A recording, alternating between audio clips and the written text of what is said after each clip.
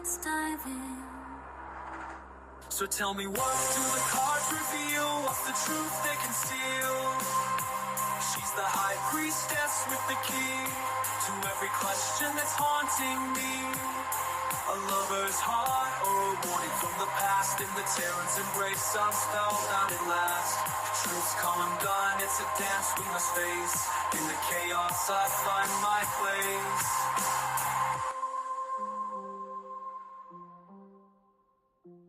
In the tarot's embrace, I'm spellbound at last. Truth's come undone, it's a dance we must face. In the chaos, I find my place.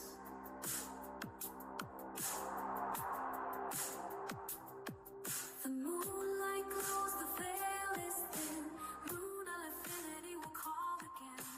Thanks for walking in the light, where guides whisper pure insight. Until we meet, the cards will wait. Mystic whispers guide your fate. With every message our spirits send, for cosmic dreams our souls transcend.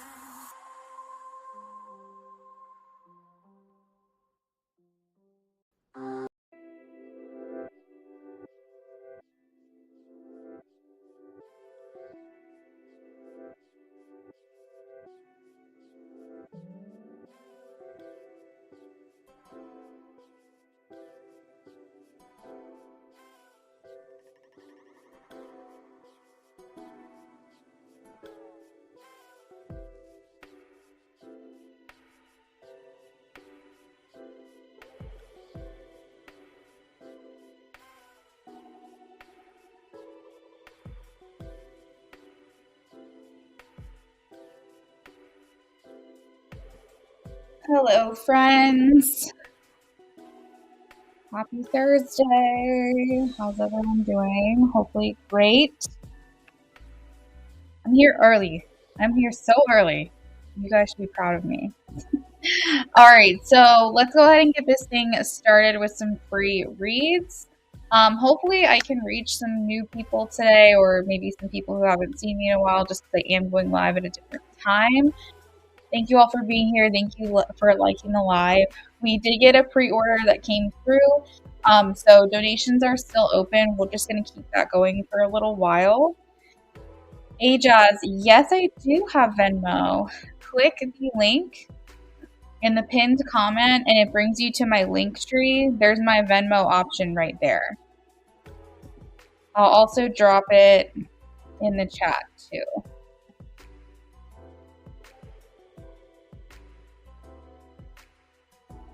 All right.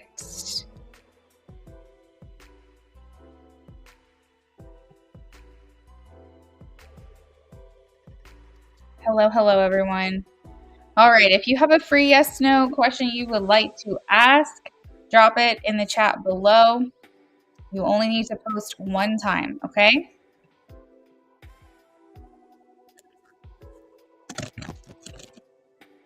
This is for Nadia.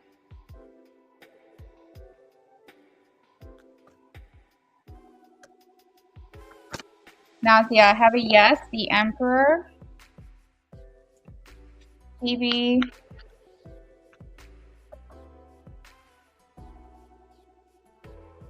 I have a no, the Death card. Martha.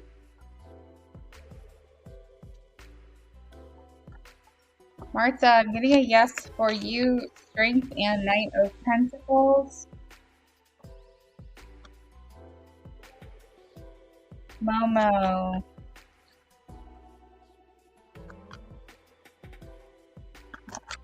Smiley, I am getting a yes, Two of Cups for you. It was in reverse, so it might take a while, but I am getting a yes. Space Cowboy.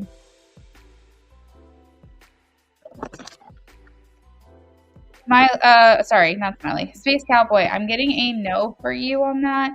I do want to let you know, though, you can influence the outcome with your free will. So if you're on the current path right now where it's saying that your future marriage is not emotionally fulfilling, you can change that outcome by choosing maybe a different partner or being very aware that that's something that you're looking for and making sure that you don't marry someone that doesn't provide the emotional fulfillment while you're dating.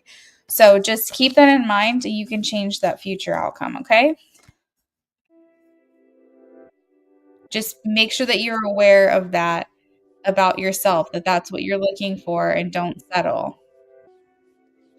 Hello, Noelle. Welcome in.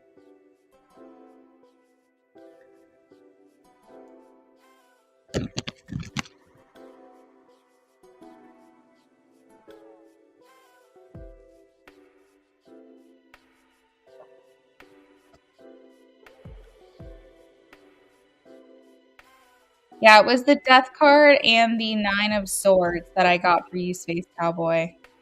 All right, how will I be able to lose weight next? All right, will Sienna be able to lose weight in the next 5 months? In the next 5 months. Will Sienna be able to lose weight in the next 5 months? Sienna, I'm getting a no. Sorry about that. You're going to have to make some other changes in addition to what you're doing now to change that outcome. Hey, Jazz.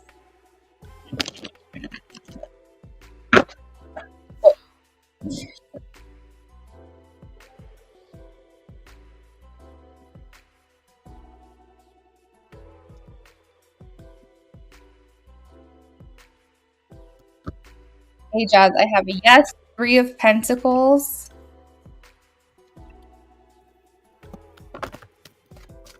This is for Noelle.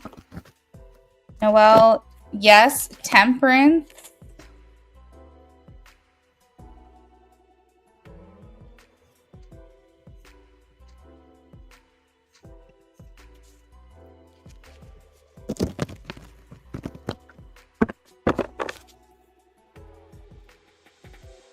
Anna.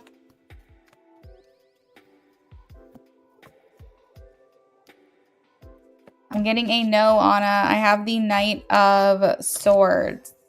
So what I think is going on here, Anna, is the Knight of Swords is like a hasty, impulsive energy, just kind of rushes in and doesn't do research. And what works for other people might not work for you. And this person might just be trying to, I'm not going to say scam, but I'm going to say like make something seem like it's better than what it actually is. So just do your due diligence, use your discernment, and make the best decision for yourself.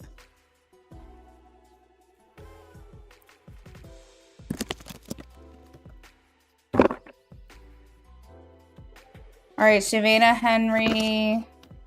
Yes, 7 of Wands. Hey, Bake, welcome in.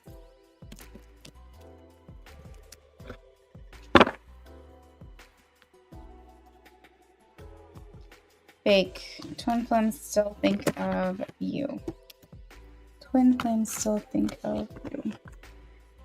From time to time. 2 of Pentacles. This isn't something that they do every day, but yes. Daisha Rogers.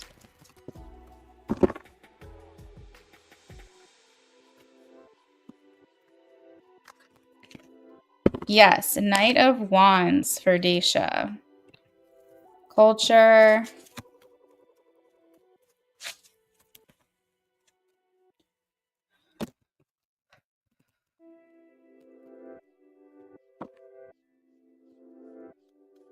Culture.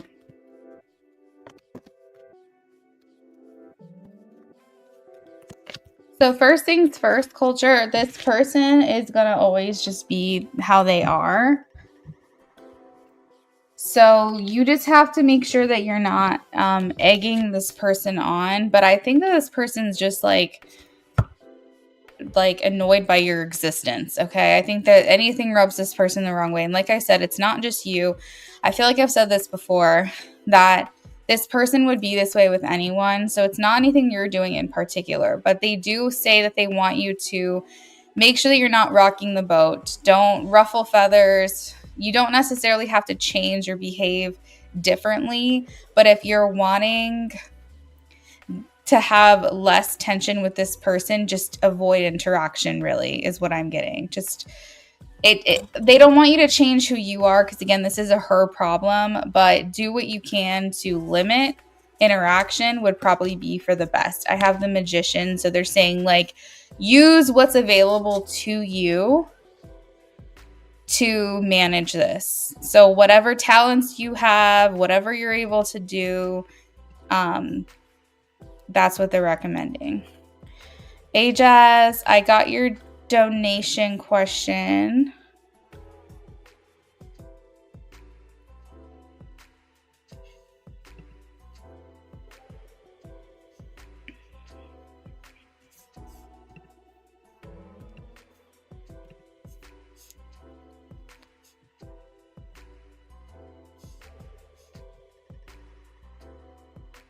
Sorry, Space Cowboy.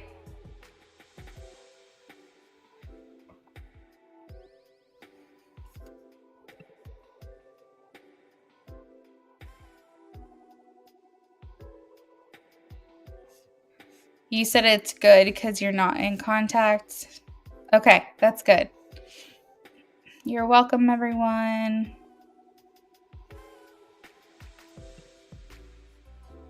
You're welcome, Culture.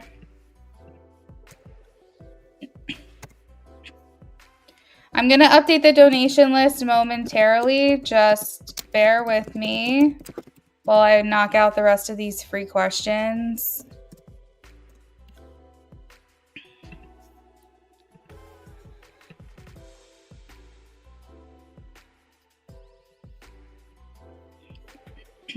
All right.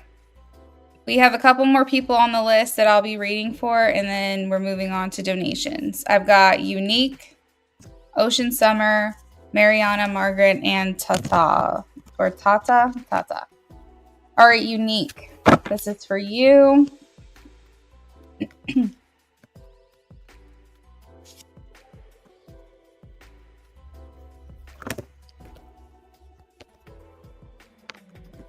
No, not mostly. I would say partially, but not mostly. This is an issue that you guys are having because you're just not compatible. 5 of Wands and the Death card. So this is kind of on you, but not all on you. Does that make sense? Ocean Summer. I am getting a yes for your question. Page of Pentacles.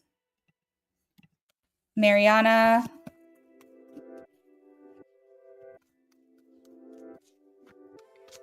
Mariana. Yes, 10 of Pentacles and Temperance. Those are great cards for good news. Margaret.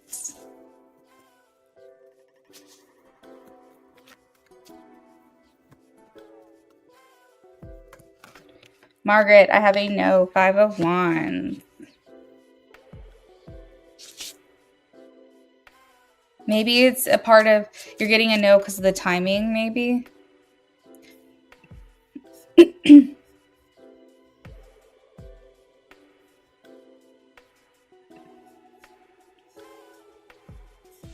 You're welcome, Unique. You're welcome, everyone. All right, this is for Tata, and then I'm moving on to donations. Tata's the last free yes, no for the night.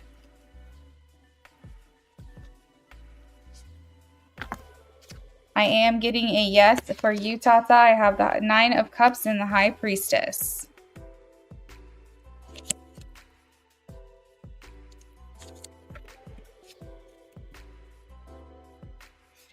All right, donation list. Let's do that real quick.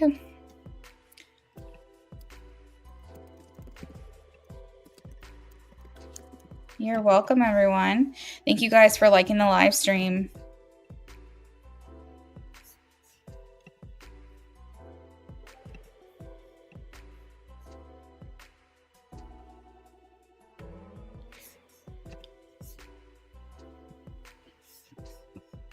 All right, this is the list we've got right now. IJ's first, and then we have Ajaz. IJ, if you're here, check in with me, please.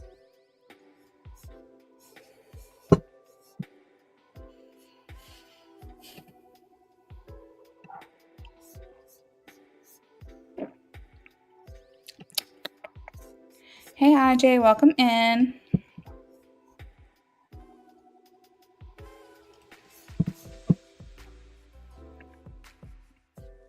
All right, I've got you down for a channeled message.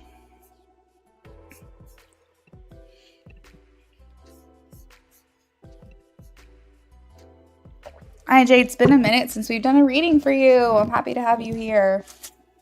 All right, let's do this. I've been standing up, but I want to sit down so I can write. So let me get situated here. Y'all are just like walking all around the house with me right now. All right, I need my iPad. Here it is.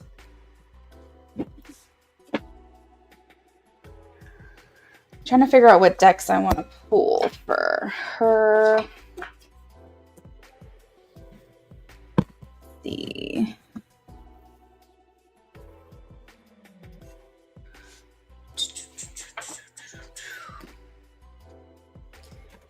Let's do Light Seers tonight. I'll grab another deck if I need to after that.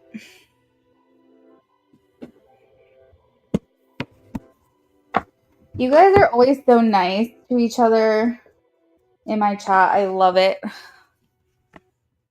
I like that we promote positivity over here.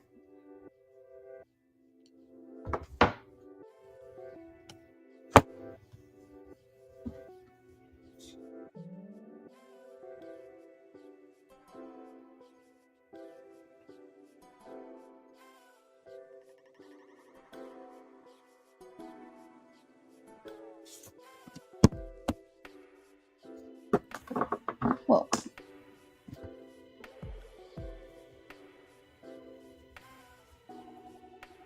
have you guys been having nicer weather where you're at? We've been having warmer days here. Like today was 65. I went out early afternoon and got I ran some errands I needed to. And I was like, man, this weather is so nice. And it was like the kind of weather, I don't know if you guys know what I'm talking about, but it's like the best feeling is right before it rains. It's like this warm air that's kind of breezy and it just feels really good. And it felt like that, which made me think that it was going to rain today, but it didn't. It was just a really nice day. And I was like, damn, this is awesome. I hope that we got our last snow of the winter. I really loved the snow while it was here, but I am ready to move on to spring, get some things planted, start bringing some life back to everything. It's starting to get warmer where you're at. Yeah, it was 65 here. Super, super nice. It's funny too because I got a walking pad because I needed something to like get steps in because it's been so cold and it just got delivered last week. And now it's finally starting to get warm and I want to do more walks outside. I guess it's good to have it as a backup just in case I don't leave the house. But I was like, I should have got this months ago when it was going to be cold because now I want to walk outside instead. All right, let's see. What does NF want to tell you? What does NF want to tell IJ?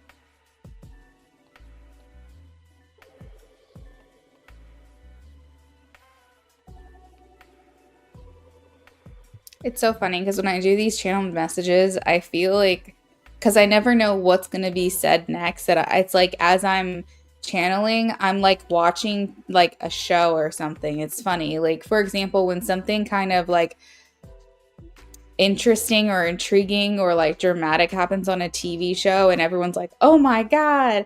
Like that's how I feel when I'm writing the channel messages because I'm like, oh damn, like she really just said that. Like just it's just so funny to me because I don't expect it. I don't know what's gonna happen. I just kind of let things flow.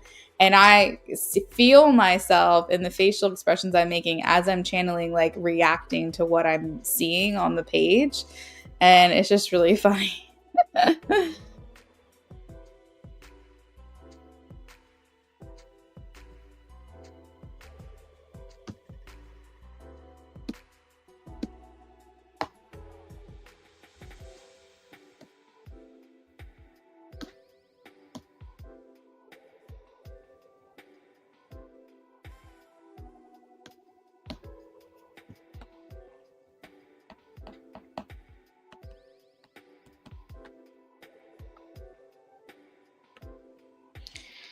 The eyeballs.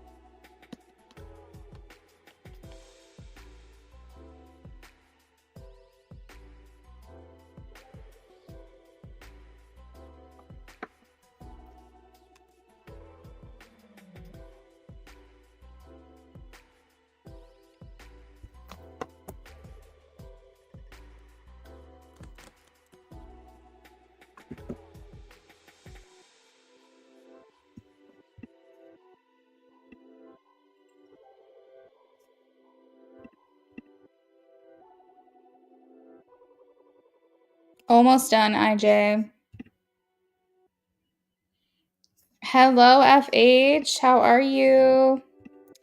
I got your donation. So what you donated for, that's for a yes no question, no elaboration. So I basically just tell you yes or no, and I tell you what card I pulled. If you want more of a reading, if you want more elaboration, you can donate for a mini reading, and that would be $3 more. So it's up to you, but you will be.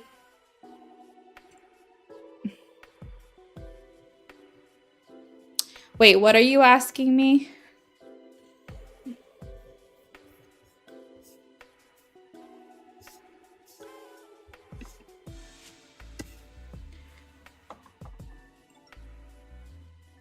Are you asking if May King has feelings for you?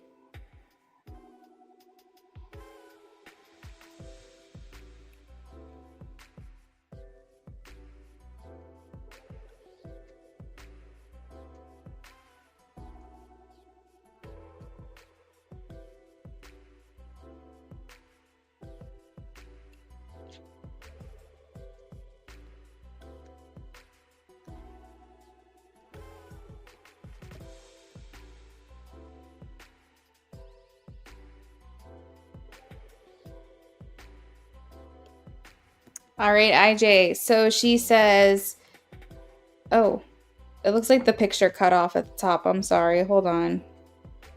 Let me fix that. 1 second.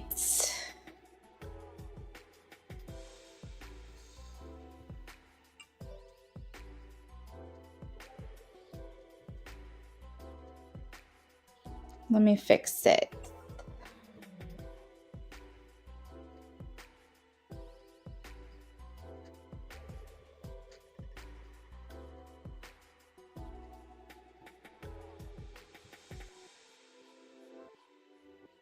The challenge of technology.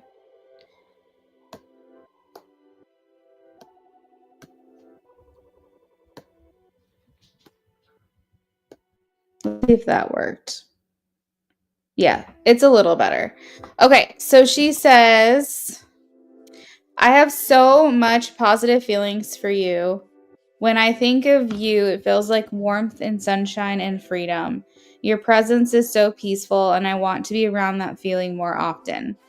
All I can offer to you right now is friendship and companionship, but I do hope that changes for me because I am hella attracted to you. It's hard sometimes to restrain myself from abandoning all of my plans and asking you out. I get very distracted by you, and a lot of times it's why I pull back. That is why I was like, ooh, that was a nice message.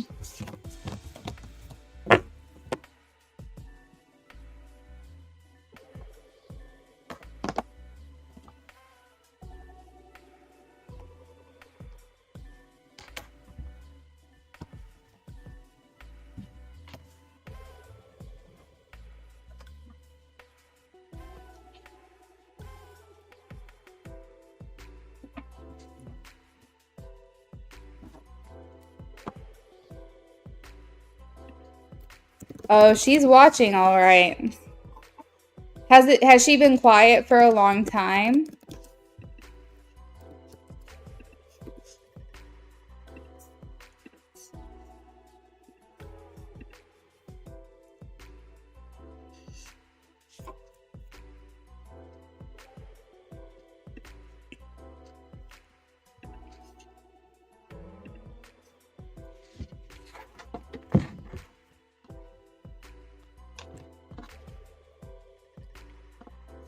Oh, I see, I see. Okay, so I think she wants you to know that that's why she kind of pulls back a bit, is because she's like, if I talk to this man for too long, too much, I'm just gonna abandon everything, and I gotta stay focused. So, yeah, she's interested, in moving things along at some point.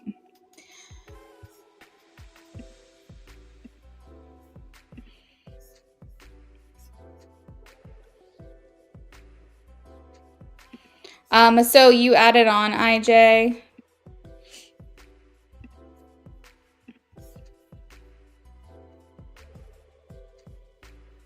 Let's see. How did she feel about that combo? Hey, Jazz, thanks for checking in. I got your question. I don't know if you heard me earlier, but I got your question that you dropped maybe like 20 minutes ago. So I'll be with you very, very soon. Hey, Lorraine, welcome in, girl. How are you? Is it weird for you guys that I'm on this early? Because I keep thinking it's like 10 o'clock at night and it's throwing me off. How did she feel about the combo? First out, we have the lovers. Oh, I love this picture. Hold on. You have to see this picture.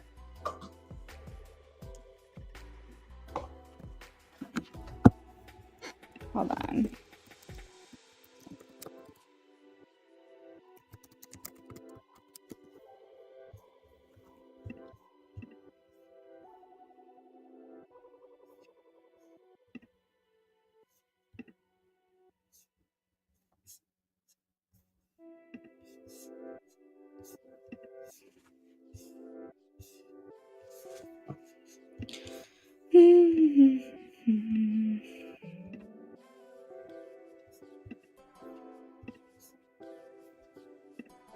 that is the Lightseers card. Tell me that's not so pretty.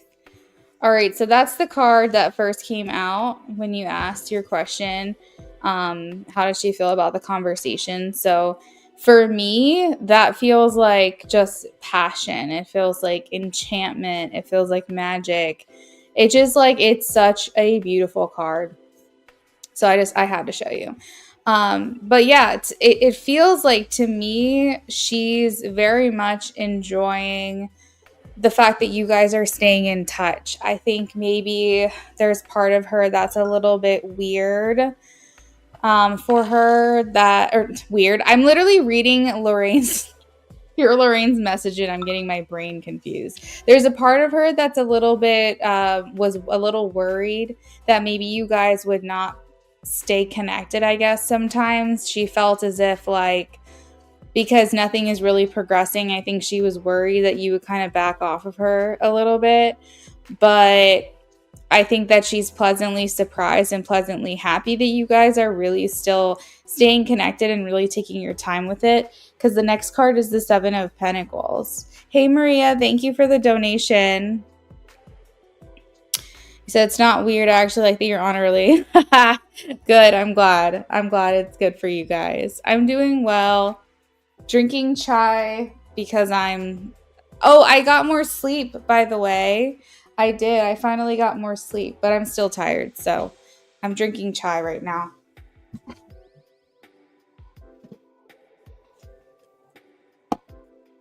So the Seven of Pentacles, IJ, it shows her,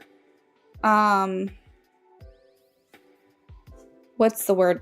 It's not pleasement, pleasure, happiness, I guess. She's very pleased by the fact that you guys, it's like, even if it's not big moves, that you guys are still taking things one day at a time.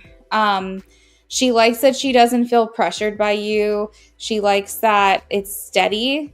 It's slow, but it's steady and it's consistent.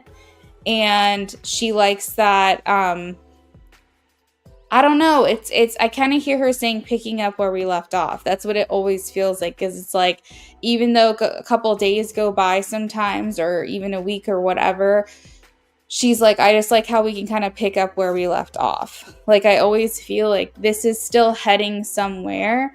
And it's always like a step forward. It never feels like things completely stop between us. And I think that's like what she really loves about this. So the nature of the conversation made her very happy, excited, maybe even inspired. But generally, when I get the impression of how does she feel about the conversation, it's more about how in awe she is and how much she admires and respects and cherishes the connection, no matter what it is that you guys are talking about.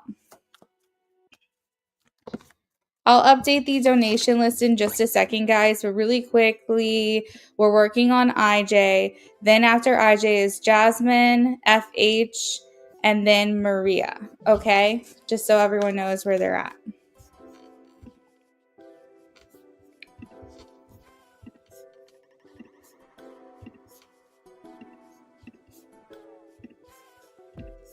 I can tell, IJ, that she's still, she doesn't put it all out there with you.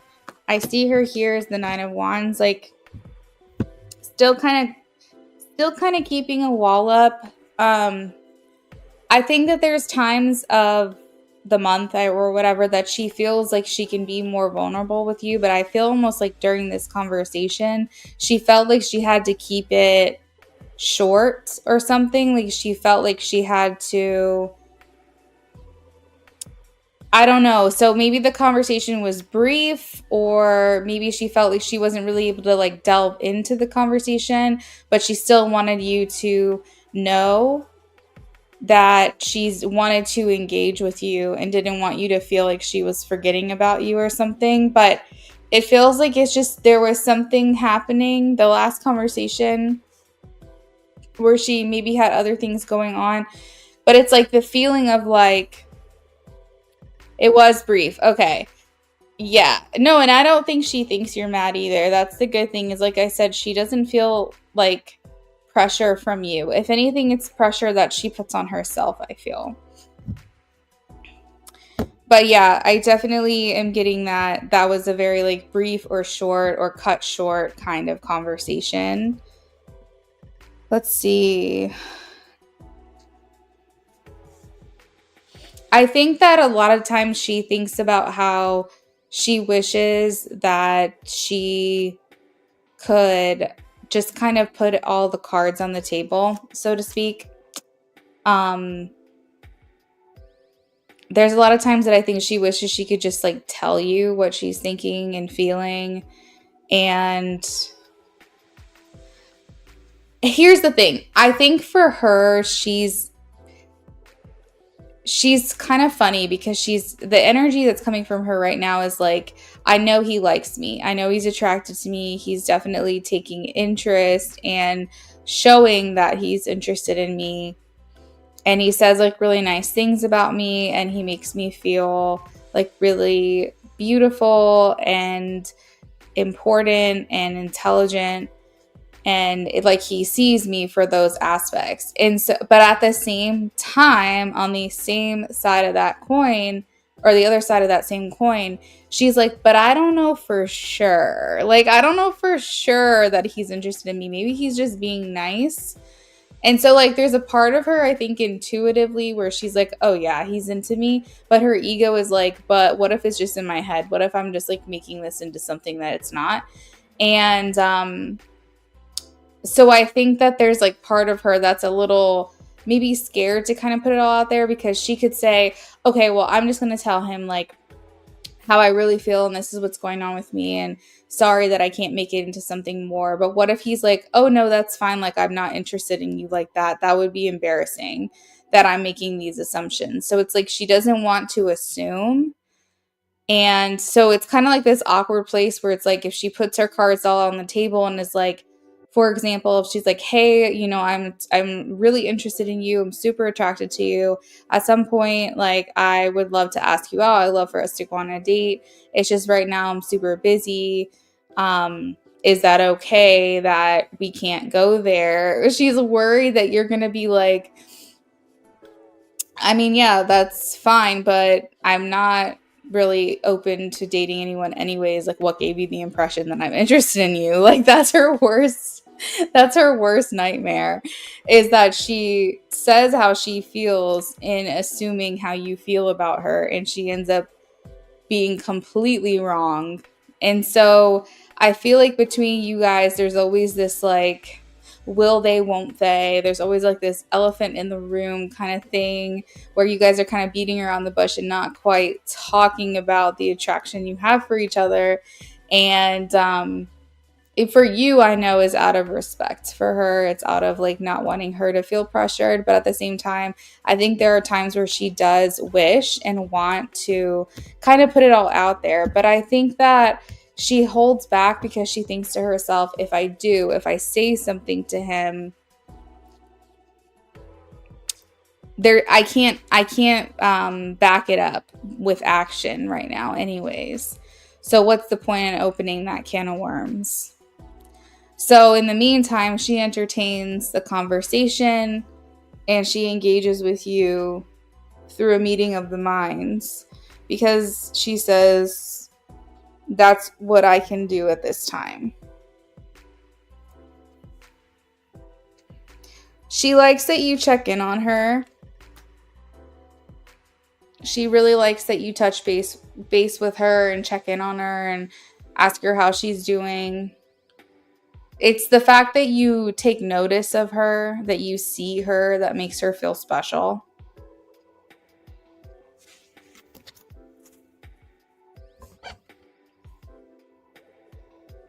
Do you have any questions about this?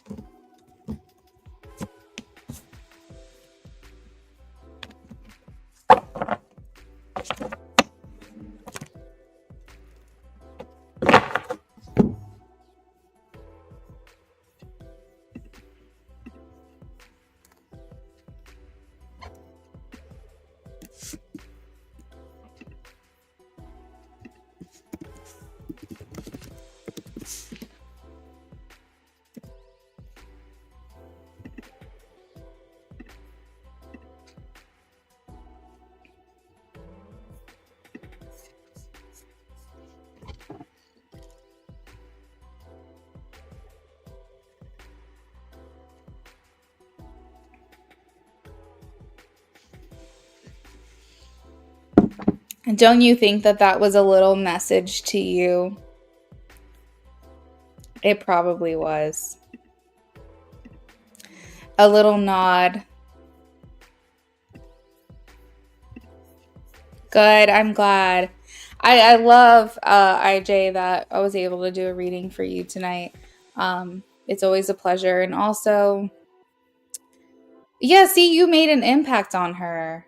Like that was an important conversation. Like you leave an impression on her for sure.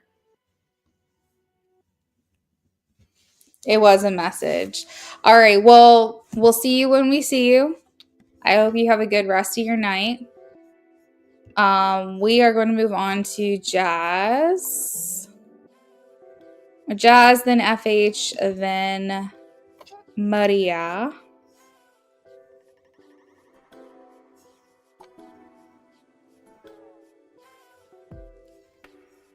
Right? Yeah.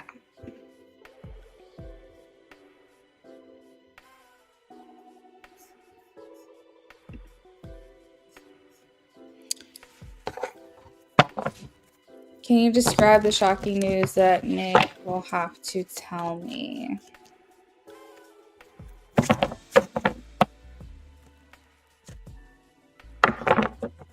I'm doing good.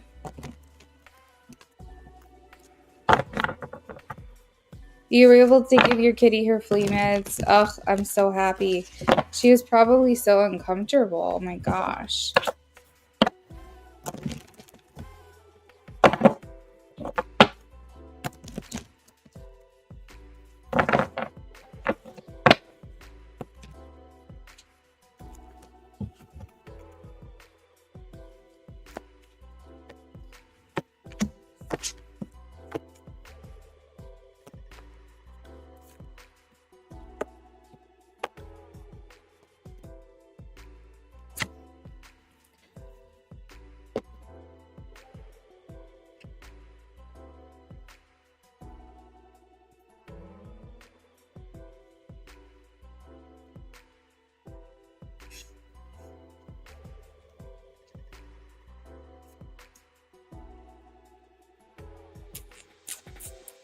Aw. You give your kitty lots of loves. I am doing good. Are you doing okay?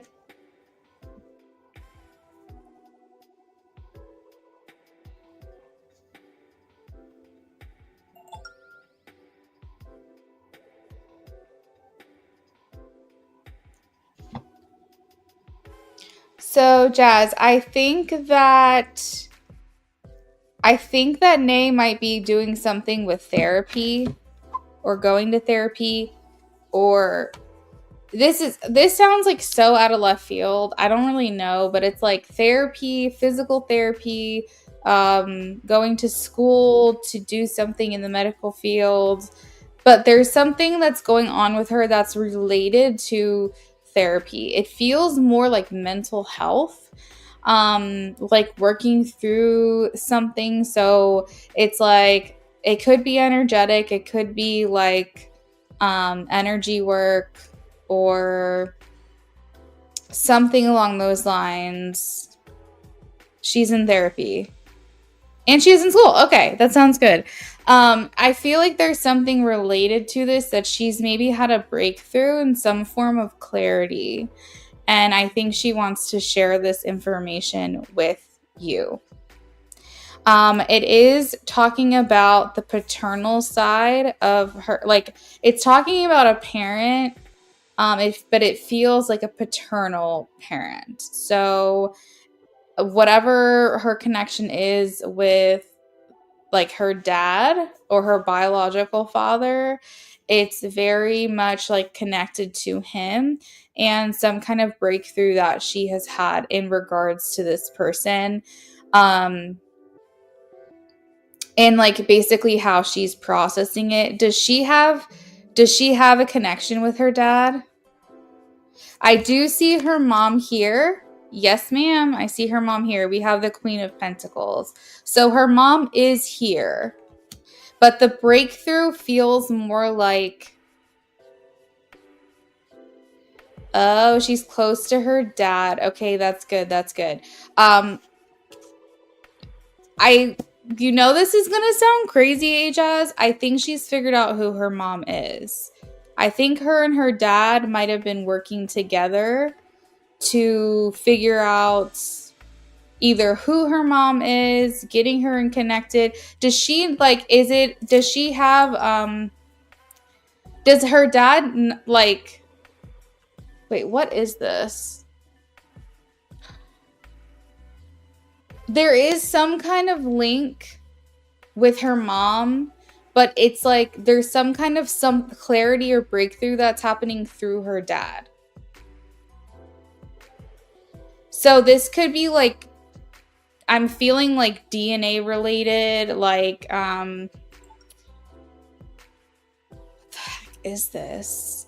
Is she on a search to find her mom?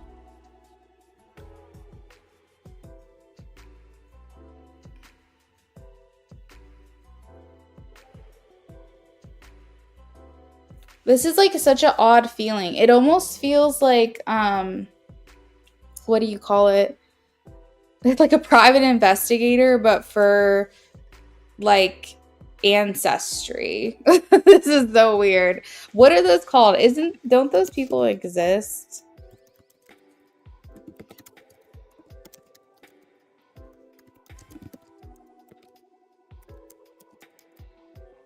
It's like DNA analysis. Investigative DNA and for forensics. Like, I don't know. This is so interesting. I don't really there's something going on here with her family. It's like she's discovered someone, found her mom, maybe discovering new family. Her and her dad, I feel like, are working together. And there also is, again, I want to point back to the therapy that's going on within her, in connection to her dad as well. I'm glad to hear that her and her dad are close. That makes me happy to hear.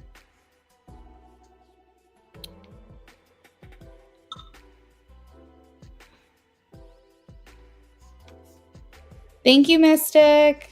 She's looking for her siblings. When I first met, she didn't know where her mom was. Okay, that I think is what the shocking news is. Because I see her here blinded and feeling alone. And suddenly she feels like she's got a lead. Like, that's what I'm getting, is like she's got a lead on finding this estranged family. And maybe there's been some breakthroughs in like finding certain family members. This because I have the 10 of Cups and the Page of Swords, and the 10 of Cups is like family, and the Page of Swords is like research. So, whoa.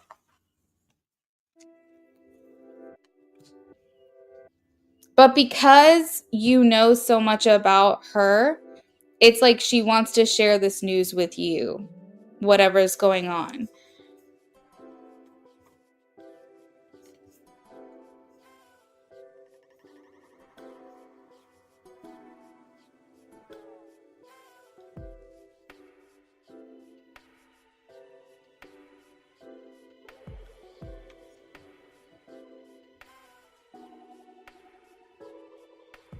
Does that help? I feel like I'm like, you know how when Spirit is like, you're getting warmer, you're getting warmer. I feel like they're saying like, you're getting warm. Like, it has to do with this.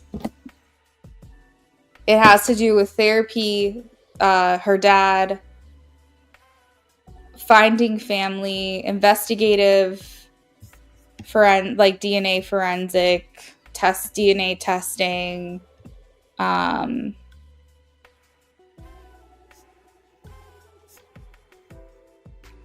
for like a DNA analysis, and maybe connecting you with, it's like forensic genealogy or something, like a family detective. I don't know. You get what I mean. I feel like it's shocking for her. I don't necessarily feel like it's shocking to you, because when you ask if she has shocking news, it's probably because this feels like a breakthrough for her. that she's got a lead on something, and it's because you know her history with her family. It seems that it's something she would want to share with you. I feel like if you think about it, Ajaz, that it could all be potentially connected. I knew that you and Nay have had a turbulent connection, and maybe if she feels like she can find the missing pieces in her life, she will stop having that runner mentality, because she can start getting answers for herself, and she can start calling her soul back to her through all of that trauma. And she can start feeling like, okay, because I think sometimes she can live in the past a lot. And I feel like that stops her from being able to really build something in the future, because she feels like there's all these unanswered things going on with her. And that if she's able to seek out these answers and get answers on things, then maybe she can finally put the past behind her and maybe move forward. And that could have been something that was interfering with your relationship. So maybe that's how it affects you, but it might not be shocking to you. It might just be shocking to her, if that makes sense.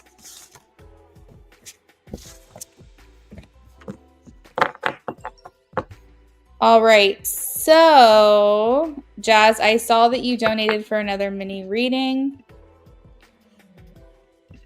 We've got some other donations coming in, guys. So let me update the donation list as well.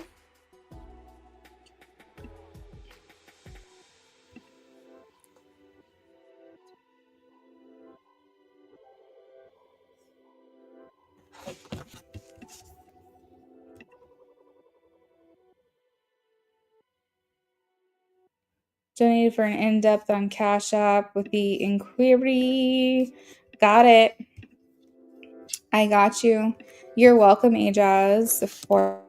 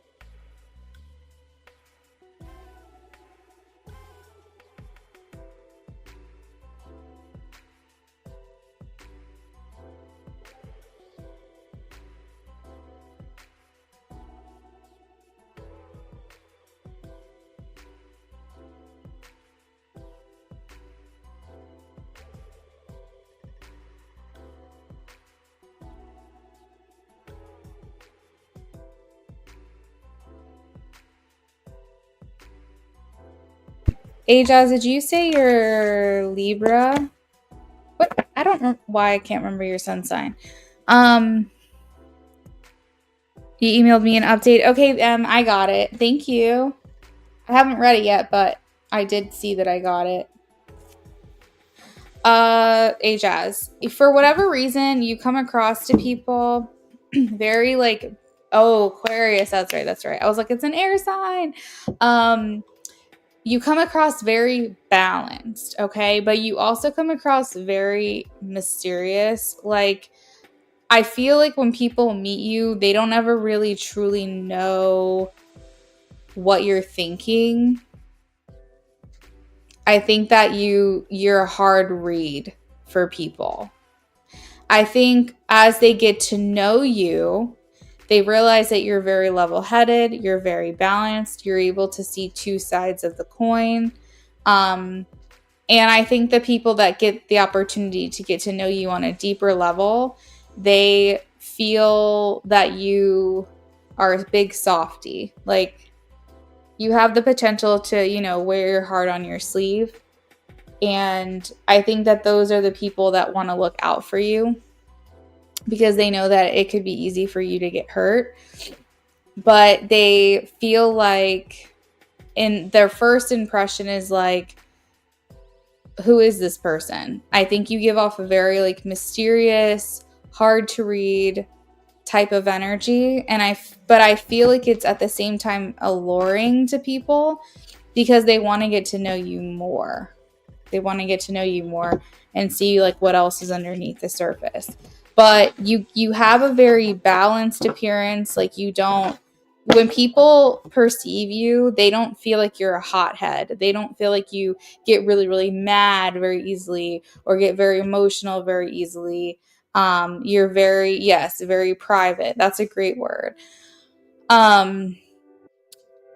Now, people who are close to you might see you get emotional, but I feel like it's not really something that a lot of people see. And it's more like, I think you protect yourself probably because of that. I think that one thing that comes across from you, even if you don't say it out loud, is that you've been through a lot. That where your healing and your trauma and your heartbreak and your transformation and your surviving and your just all of it, you wear it like a badge basically. And so if someone doesn't really know you, they can still feel a powerful presence. They can still feel like you've been through a lot, even if you don't tell them anything at all. Even if you don't let on about who you are, what you've been through, your experience has been, they still can feel like there's so much more underneath it all. And they also feel like you would rather have fun than be serious. I see a lot of people perceiving you walking away from them. So maybe you abandon people in the sense of, if it's not good for me, I'm not going to stick around, because I see a lot of people looking at you, but your back is turned away from them and you're walking away. So it's very possible that there are quite a few people, maybe especially in your romantic life, that view you as the one that kind of cuts things off, but maybe reluctantly. Maybe it's not something you wanted to do, but they put you in a position to have to do that. You definitely have like a lot of transformation cards here. You have the Tower, and you also have death and rebirth because of the death card. So it's almost like every single time people see you, you come across different, depending on what your connection to them is. You're kind of like a shapeshifter to other people. They can't quite pin you down. And I feel like the people also who know you but maybe did you wrong, the next time they see you, you feel different, you look different, you act different. And it's all based on how people treat you, depending on what side of yourself you allow people to see.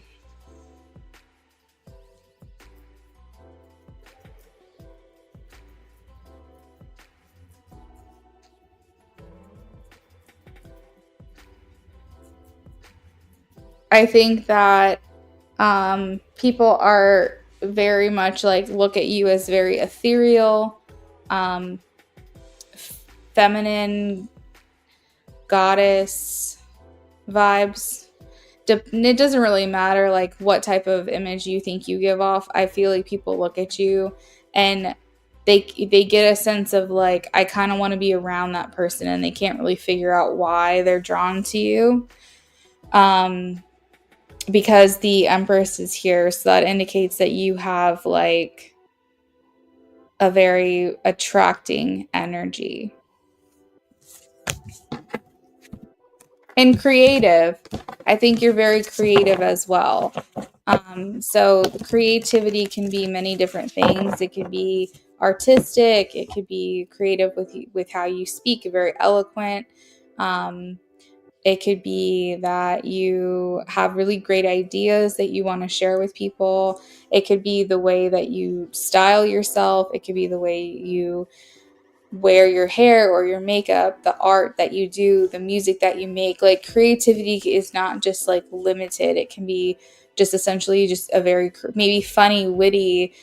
Those are also very creative qualities as well. So you come across as a creative to people. But again, you have that temperance balance. So I think also you can shock and awe with your intelligence too. So people kind of feel like they've got you figured out, and then suddenly you do something and then they're like, wait, now I've got to start over because I thought that I knew who she was, and now she's showing me a different side of herself.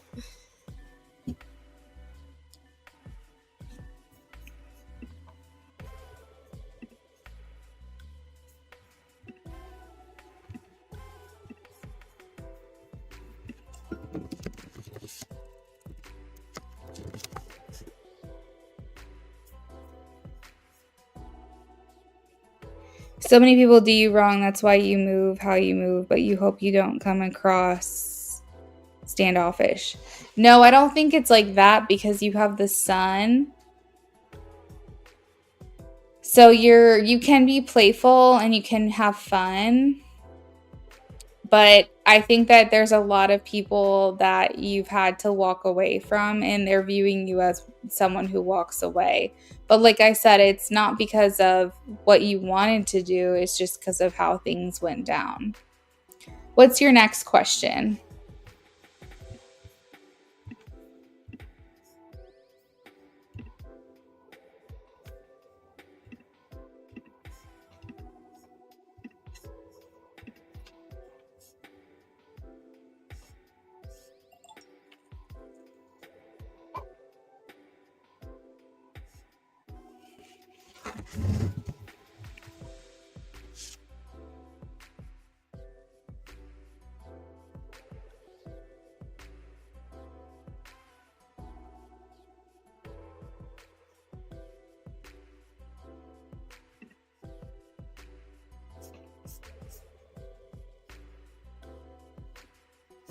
Hey, you paid to skip? Okay, let me update the list.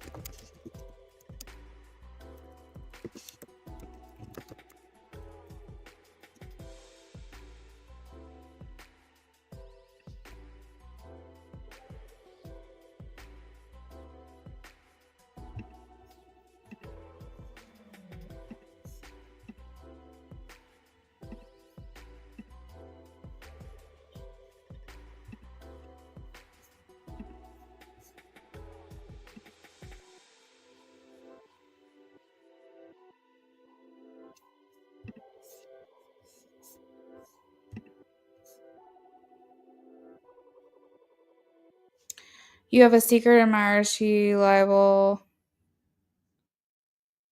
every story of yours. You think her name is Tay, but goes.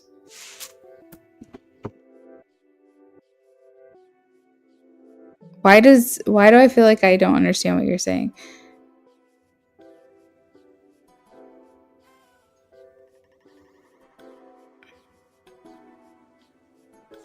So every story that you post, she's watching you. Oh, okay. Like, every story you post, she's watching you and you're wondering about her. You feel like she's a secret admirer and you want to know if she's interested in you. She likes every story. Ah, okay. I was like, what? What's happening? I was like, I feel like I'm having a stroke. What's going on?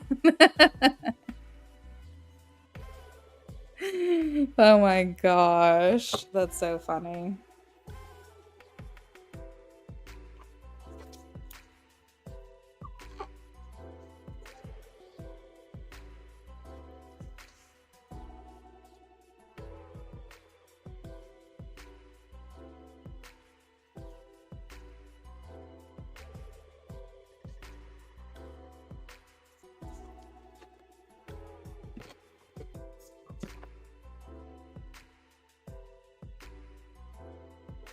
You post grapes and she likes it.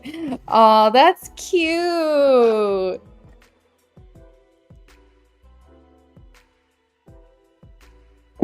Taking every opportunity to like your stuff. That's cute. Okay.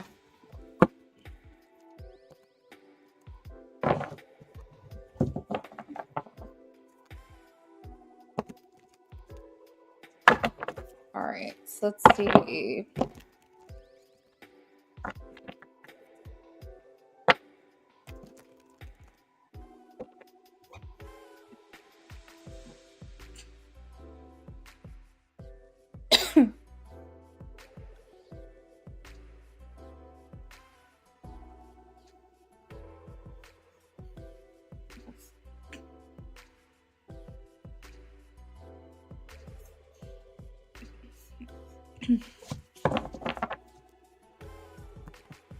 You met her through a mutual friend and noticed because she liked the grapes you posted.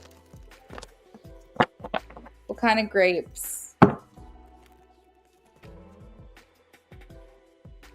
Bodie, you gotta go, buddy. I know you're looking for rubber bands, but you gotta go. I'm trying to live my life.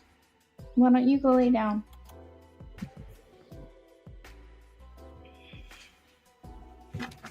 All right, is she interested?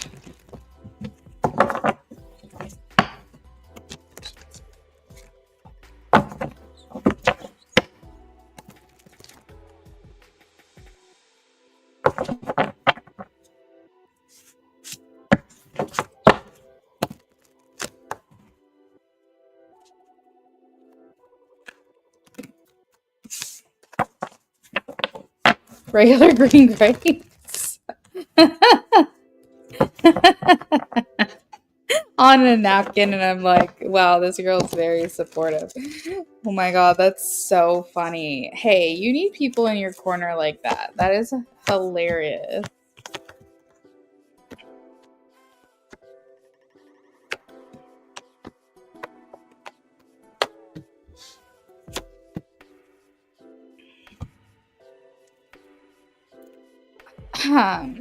She is. She is interested, Ajaz. I think first and foremost, she's just a lover girl. Okay, so she's not a hater. She likes to support, like you said. But yeah, I think there is interest here for sure. I mean, I asked flat out and I got the Ace of Wands and the Chariot. So this is like someone who's definitely eager and interested to know more about you, really enjoying your content for whatever reason. The Ace of Wands indicates that there's an attraction here for you and kind of curious to see, what it's all about.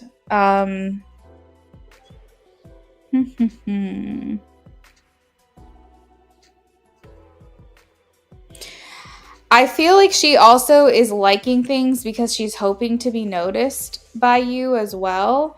Are you liking things of hers by chance? Because I think she's wanting like a reciprocated action, if that makes sense. So she's hoping that it's going to catch your attention and it's going to be something that you notice. And maybe if you give her attention in the same way, she'll feel like it's being reciprocated. You know what this is the equivalent of? It's like the social media equivalent of seeing someone across the room and making eyes at each other. That's what I think liking people's stories are.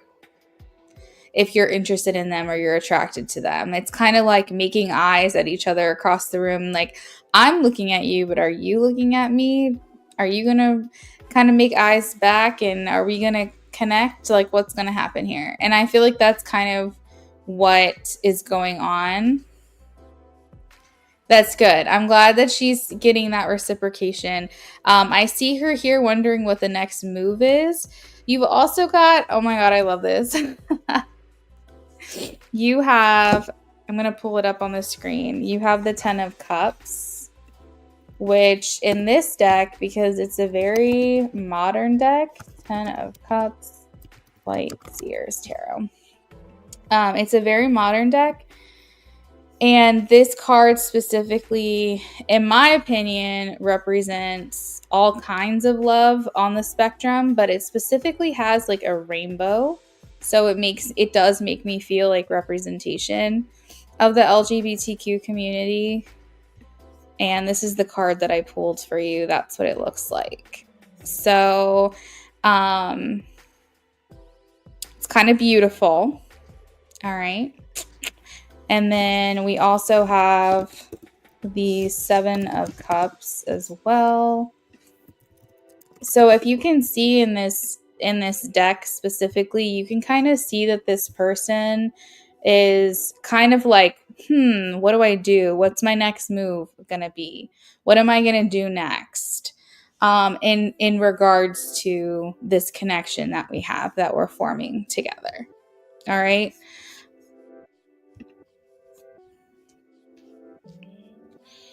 We also have feeling romantic for you.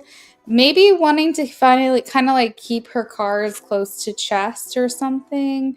I'm not sure if she's used to being the one to make the first move or not, or if she's maybe hoping that you will. I don't really understand like that dynamic for her. But it does feel like she's trying to be a little more reserved. This is like such an outdated term, but for some reason it's coming to mind. It's like she's being ladylike. Like I feel like she doesn't want to come across too eager, but she wants to make her presence known. And so that's why she feels by doing this, by liking your post, it's like, okay, I'm not coming across too obsessed with her, right? But just like letting her know that I see her and I'm supporting her from a distance. But I do think that she's hoping for like romantic interest from you. You're tired of being the man. I'm so sorry. Do you go after feminine women? Is that your type? Because I'm sorry to say. Oh my gosh. That's so funny. You're reminding me of something my brother and I were laughing about the other day, because it was a TikTok that I came across, and this guy was like, me and my boyfriend always get asked like, who's the man and who's the woman in the relationship? And I'm like, excuse me, we're both men. Like, nobody's the woman and nobody's the man.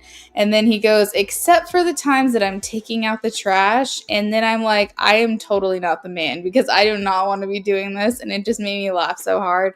And I sent that to my brother because he's the same way. Like, he comes across masculine, but inside he's one of the girls, and he's definitely interested in like more masculine men, because it's like, I want you to do things for me. I don't want to do them for myself. So I think you just have to figure out who you're going for, man, because that's going to determine how things go. Hey, Taka. You brothers, you're just a girl, but with a man mentality. I'm the dude. My straight friends say it all the time. You are. I'm so sorry. Well, you can find someone who has a balance as well, So it just depends. But what if you get close to this person and realize that there's a lot of stuff that she likes to do that maybe traditionally is not something you would want to do, and then you guys kind of balance each other out a little bit. That's also possible. But I get what you mean. You kind of are tired of maybe making the first move and wanting like someone else to kind of take the lead, and I get that.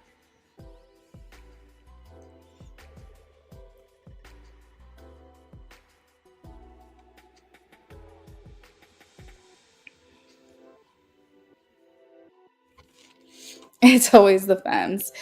Okay, so Taka, let me update the list really quickly so that way you know where you're at. Taka also paid to skip, so we're bumping her up.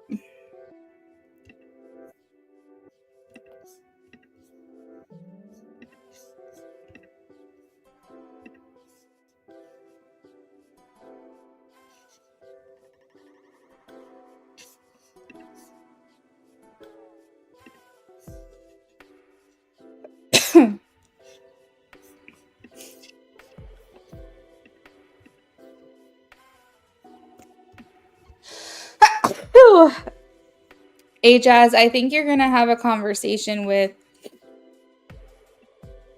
her, by the way. Oh, didn't mean to do that. What the heck? I think you're going to have a conversation with her. Only because I just sneezed.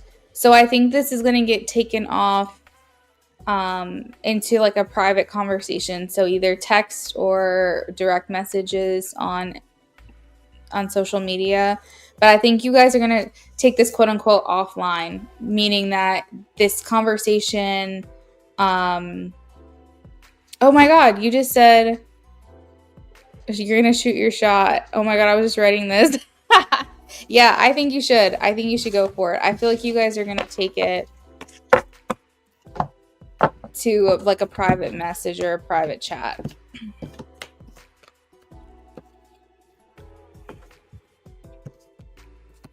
Make it cute though, like make it funny, like kind of like maybe the next time she likes something of yours that's kind of silly, like grapes or whatever, you can like comment on that and just kind of make it funny. Unless you want to talk to her now, you can do that as well. But maybe say something like, I love how much support you're giving to my page. Just kind of open up the dialogue very casually and see what she says. And hopefully it turns into like a flirty kind of conversation.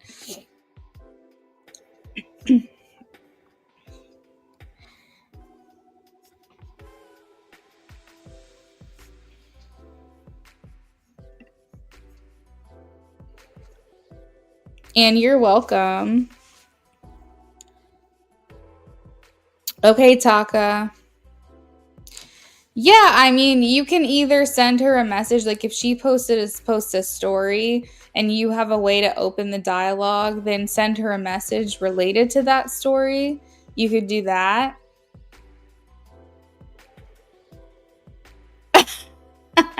That would be a funny way to talk to her because it would show like kind of your comedic timing as well. Like it would show that you're kind of funny.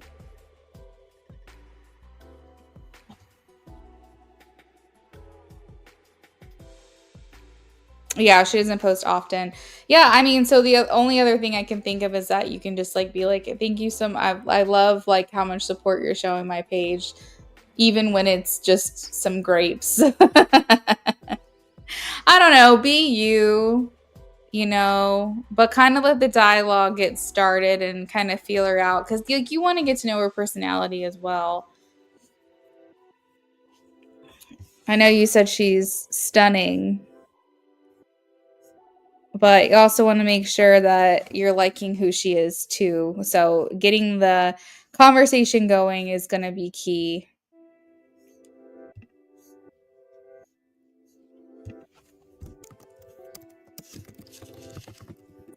All right, M wins.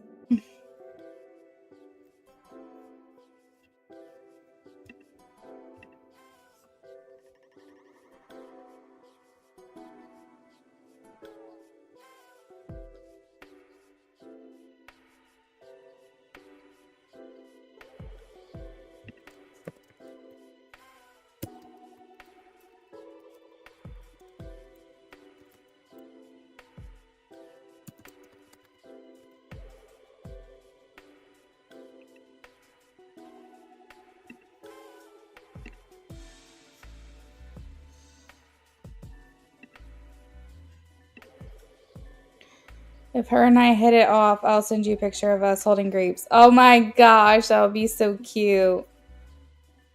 You're welcome, Jazz. Manifest it, girl. Have a great night. Thank you for stopping in. It was good seeing you. All right, so this is for M. Let me pull up your questions and backstory.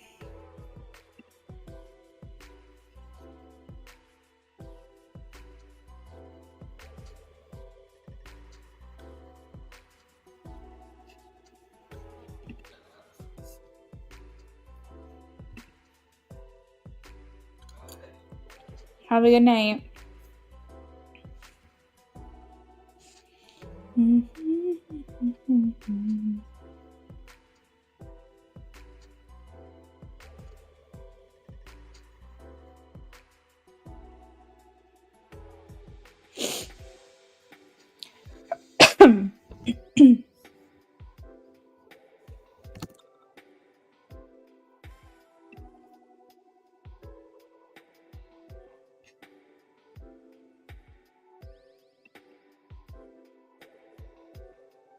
Oh.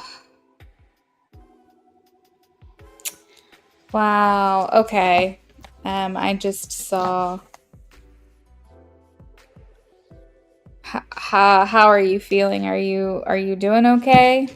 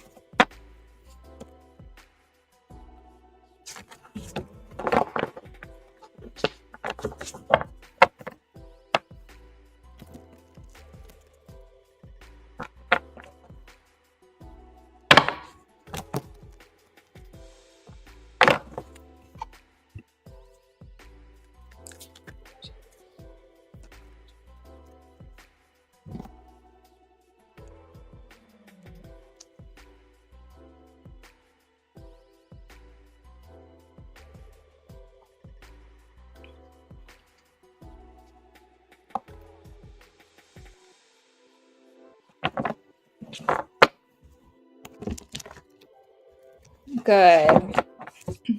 Okay, good. All right, let's look into what's going on with him.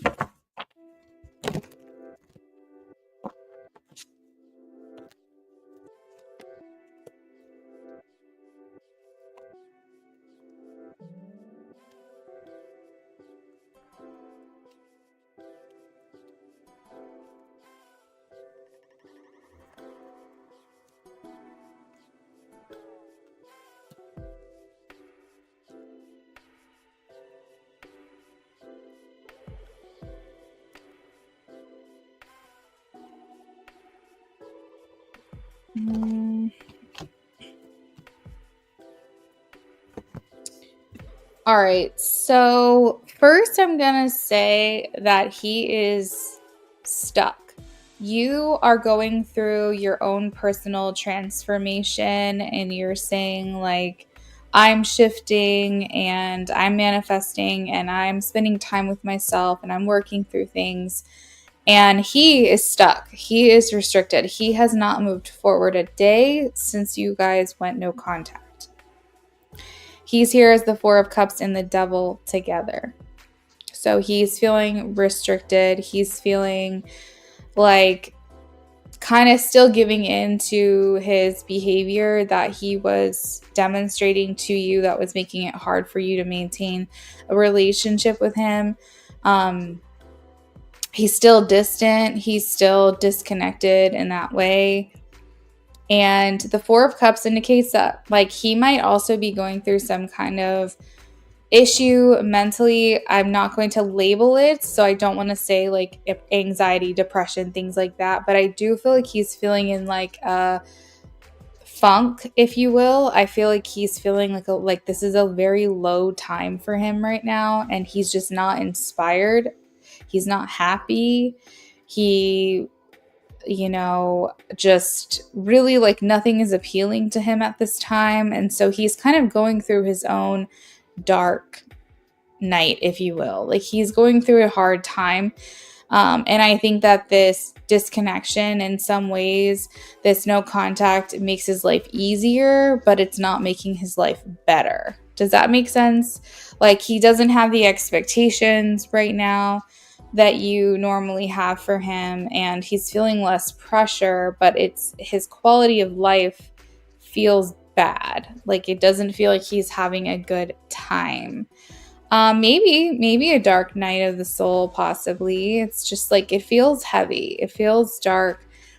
But usually the dark nights of the soul is like the release from ego, and he's holding on to that for dear life. So, and again, ego is important. Everyone needs an ego. Everyone has an ego. If we didn't, we wouldn't experience fear. We wouldn't experience certain survival instincts that keep us alive. We didn't have an ego, like, we would lose kind of our sense of self. So life isn't about completely losing your ego. It's about utilizing your ego in the best way to feed your soul. And I think that ego is important. It's just we don't want that to overpower our mission here. And so he may be going through a mini, dark night of the soul. Maybe he might be going through a time where he's having to release, who he once was, and he's being called to do that. To me, though, a dark night of the soul feels more transformative. And if he is going through that, I don't think the transformation has happened yet.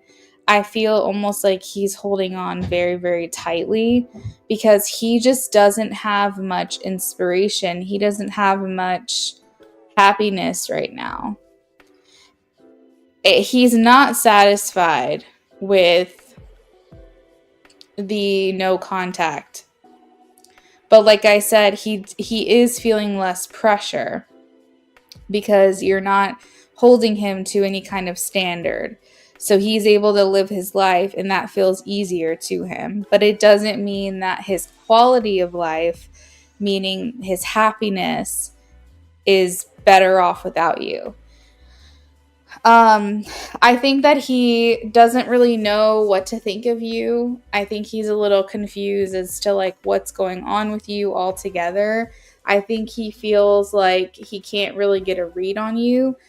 You're coming through as the strength card, and that the strength card looks like someone who's wearing a mask. Let me show you.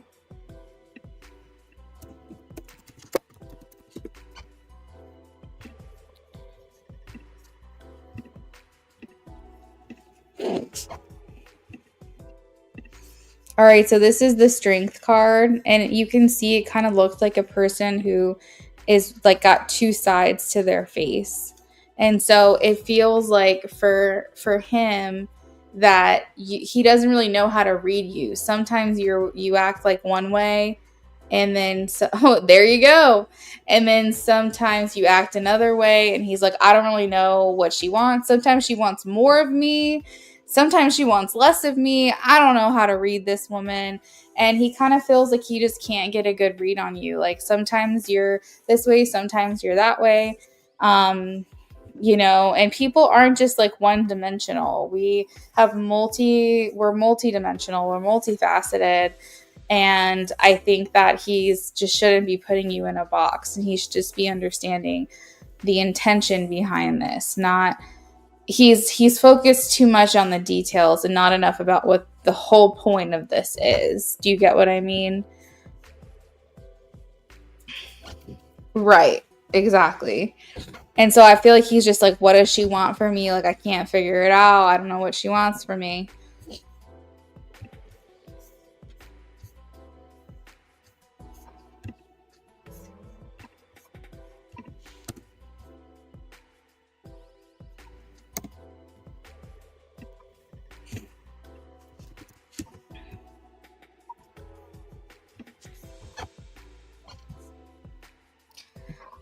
Lastly, I do think that he feels like you'll be back.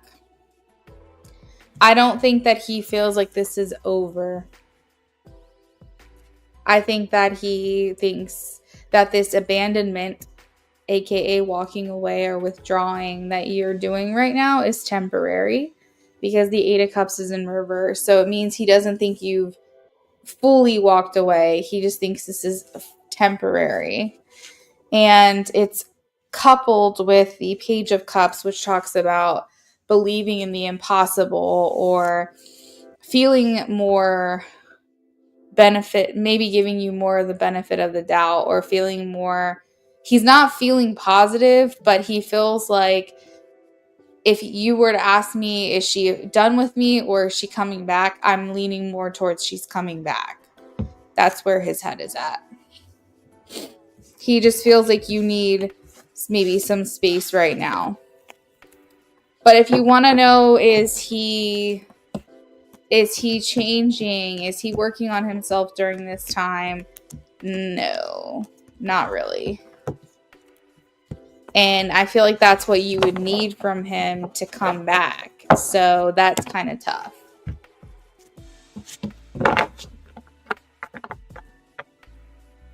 Okay, so yeah, he's under the same impression.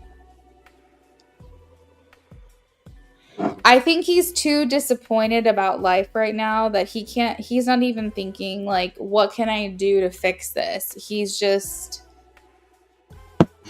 apathetic. Like he just isn't, I don't know. You know the expression high on life? It's like he's the opposite of that.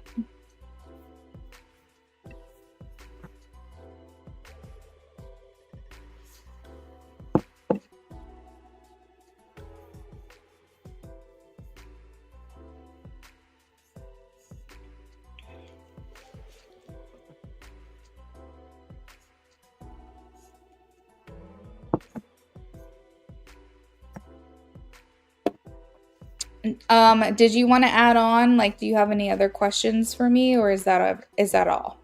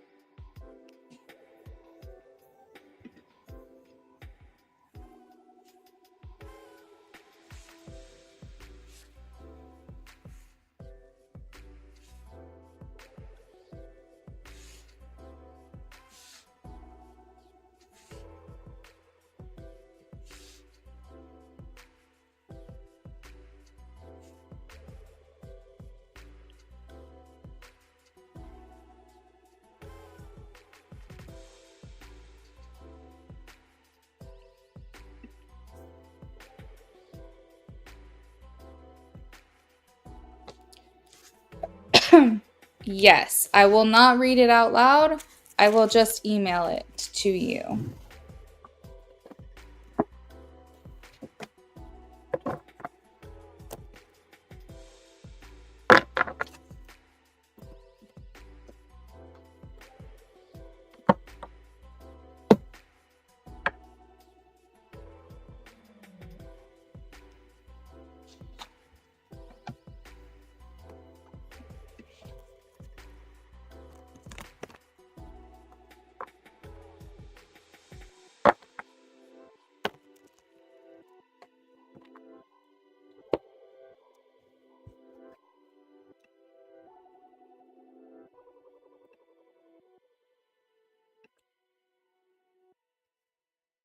You're welcome.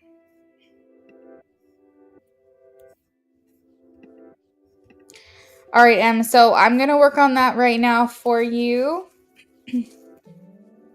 And then we'll get that sent over. And then after that, we've got Taka,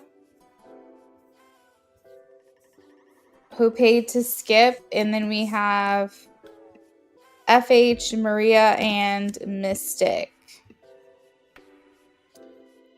Trying to get through these as quickly as I possibly can. If you're worried about being skipped, you can always donate $5 to hold your place, or you can skip ahead if you want to, and that's also $5. So it's up to you. The only people that can't skip any higher than they currently are is FH, because they're first in line after the pay to skips people. But FH, if you want to hold your place, if you don't want to keep getting pushed back down the line, you can send $5 to hold your spot. That's an option.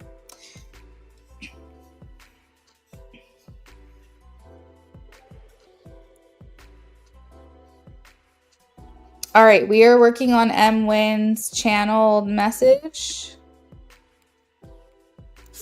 Oh, so both.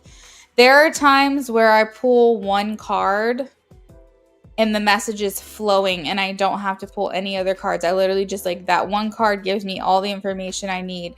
There's times where I'm about to channel for someone and I'm like, all right, I'm going to run to the bathroom real quick and then I'll be right back. And I'm literally going to the bathroom, like walking down the hallway, and I've opened up the channel and I'm getting all these messages like while I'm not even like ready to write them down.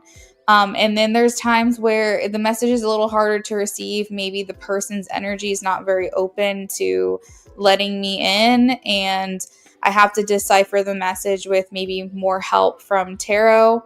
So it really just depends on the situation, on the person, how open the person is I'm channeling to receive the information. But I do use tarot specifically. Very rarely will use oracle because I feel like tarot is so layered and so comprehensive that there's so much information I can get from tarot. But sometimes I need a little help from oracle. So it really just depends. But yeah, it is cool. It's a lot of fun. It's probably my favorite thing to do is to channel messages for people. I love tarot. Don't get me wrong. Tarot will always have a special place in my heart. But channeling, I feel, is like my skill set, like my talent, if you will. And me doing these, I don't think anyone else does what I do. Like there might be other people who channel, but not in the same way. And I haven't seen it so far. I haven't seen it on YouTube at all, me channeling.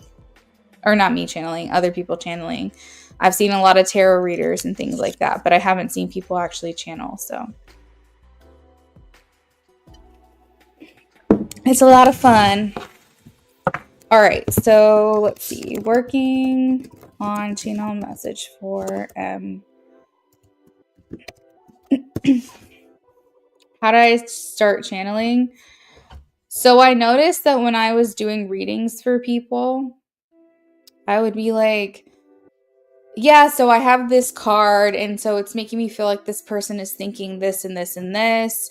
And then I noticed that I started saying they want you to know they feel this way, and during this time they think about you, and they were so sorry to let you down. And then I realized that I'm starting to like actually channel how this person feels, and the tarot reading went from me just explaining the cards to actually saying things in first person messages. So for example, I would have the 9 of Cups, and instead of being like, they think that you are like a dream come true and they really want you, I would be like, they're saying you're a wish to me. I wish to have you back. I wish that you and I could be together. And I noticed that my tarot reading started to turn into a channeling. And I was like, wait, there's something here. Like, because I feel like I'm tapping into like their words and the things that they would say to you. And it kind of just evolved from there. And I think that because my very natural ability is clairsentience, I can feel what other people feel.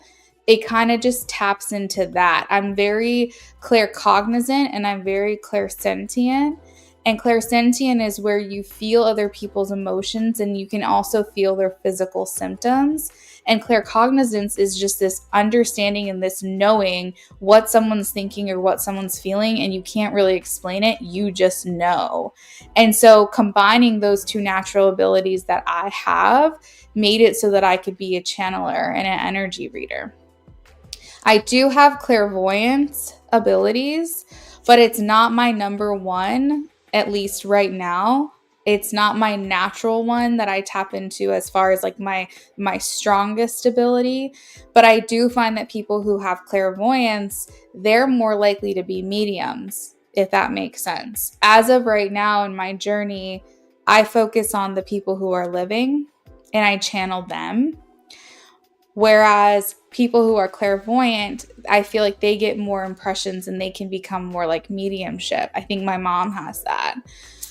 So it kind of just turned into like this unique thing that I can do. And it makes sense because of my natural strength.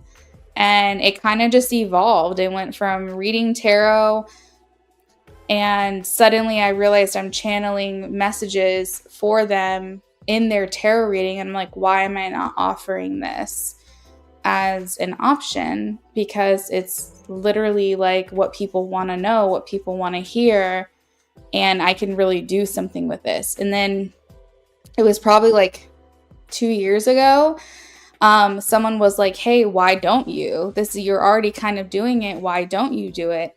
And then I was like, okay. And I've always been really interested in automatic writing. So then I was like, okay, well, maybe if I can write things down, maybe I can get more information that way. So it went from pen to paper. And then it went, when my husband got me my iPad for my birthday, then I started doing it on the iPad just to make my job easier and get your message to you. But before, I was doing channelings on Etsy, and I was literally getting a piece of paper and I was handwriting with a pen. And then when I was fulfilling my Etsy orders, I was screenshotting the letter and then just shredding the letter after that. But digitally, this is so much easier now to be able to send it to you. But that's kind of how it evolved, is it just my natural strengths and reading tarot and realizing my reading style. I could kind of tap into, channeled messages. And then actually, I forgot to mention, before all of that, I actually made a deck with channeled messages.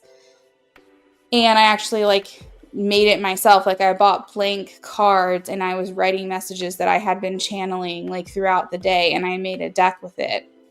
So it's that's always been something that I've liked to do, Yeah, you're welcome. It's a lot of fun. And actually, I have the idea, I'm going to start going live on TikTok because I think I have the ability to do that now. And just to kind of build the views over there, I'm going to give away free channeled messages over on that channel. And I'll probably just be on for maybe 30 minutes or something, not very long. But I'm going to do first person channeled messages. So you know how some people, for instance, over here, I'll do free yes, no questions. I noticed over on TikTok, they do free yes, no questions. And then some people will do free one card pools or whatever. I'm going to do free channeled message. So basically, I'm going to pull a card for their person, and then I'm going to be writing on my iPad, and I'm going to write down one sentence. It's not going to be a $35 reading, but it's going to be one sentence that's unique and catered to them specifically, and the impression that I'm getting from that card for them. And that way people can kind of get to know my reading style over there. So anyways, that was a thought that I have that I'll probably be doing soon. But thank you for asking. That was a lot of fun. I love talking about this kind of stuff.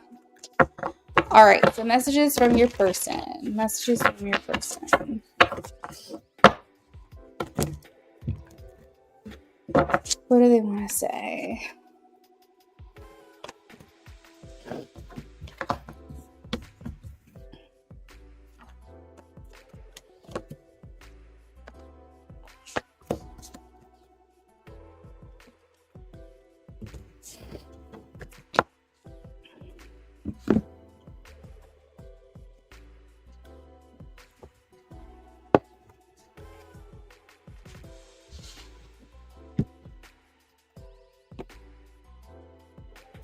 I'm getting hungry again, guys.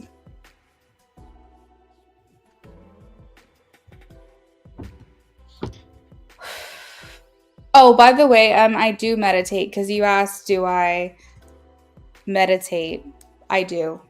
I haven't done it in a while, but I did start this up yesterday. That's important.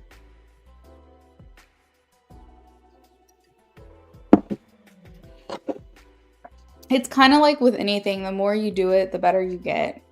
So it's like a muscle.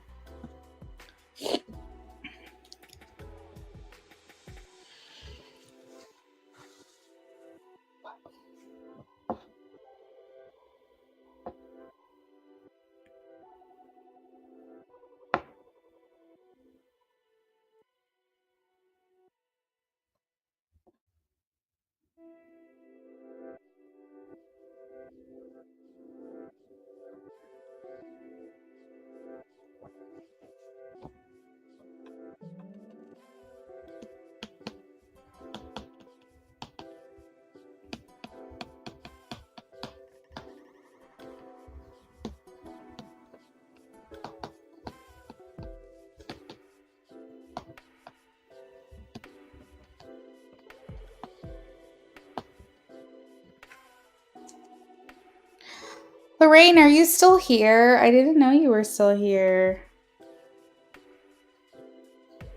Or you just pop back in?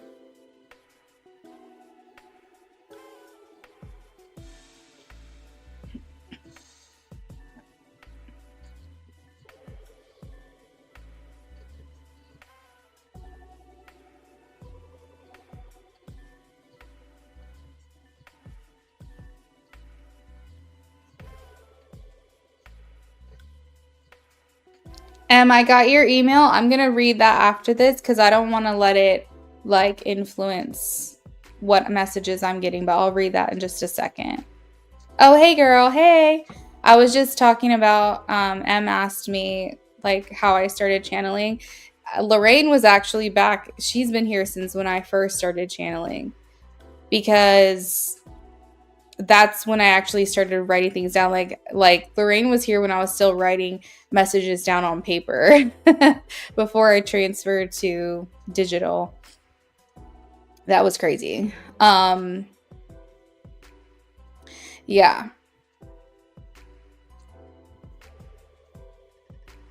I was kind of telling her how my channeling kind of evolved. It went from realizing that I could channel during tarot readings and then making my own tarot, like my own oracle deck with channeled messages, and then deciding to kind of put pen to paper and like the evolution of it all.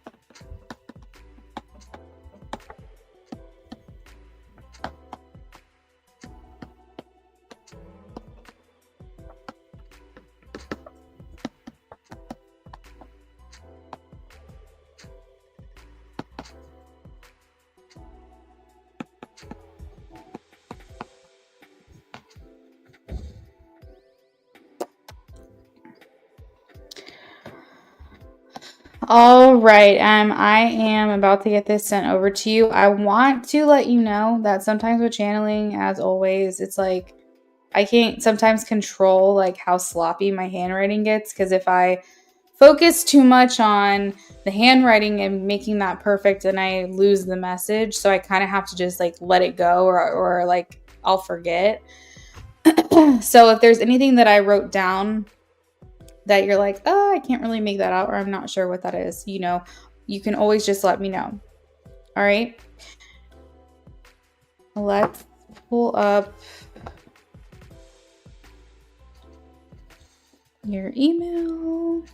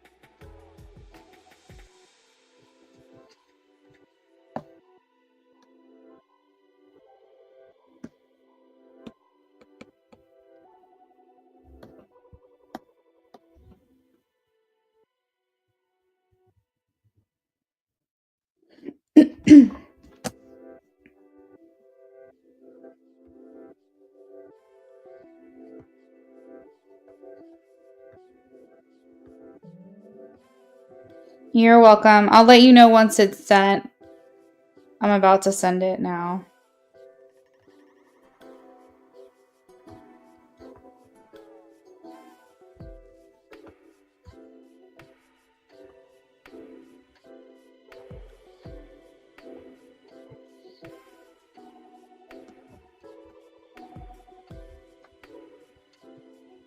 All right.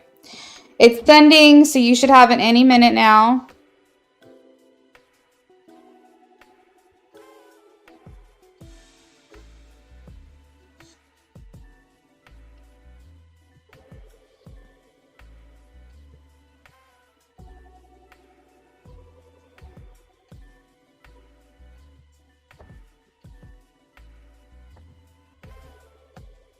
All right, so that is done. We are going to move on to our next person on the list. You're very welcome, Em. Have a great night. All right, Taka is next.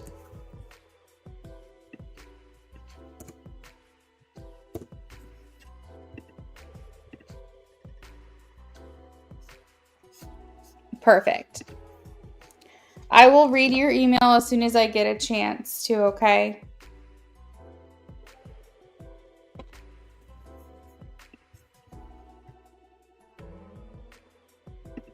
All right.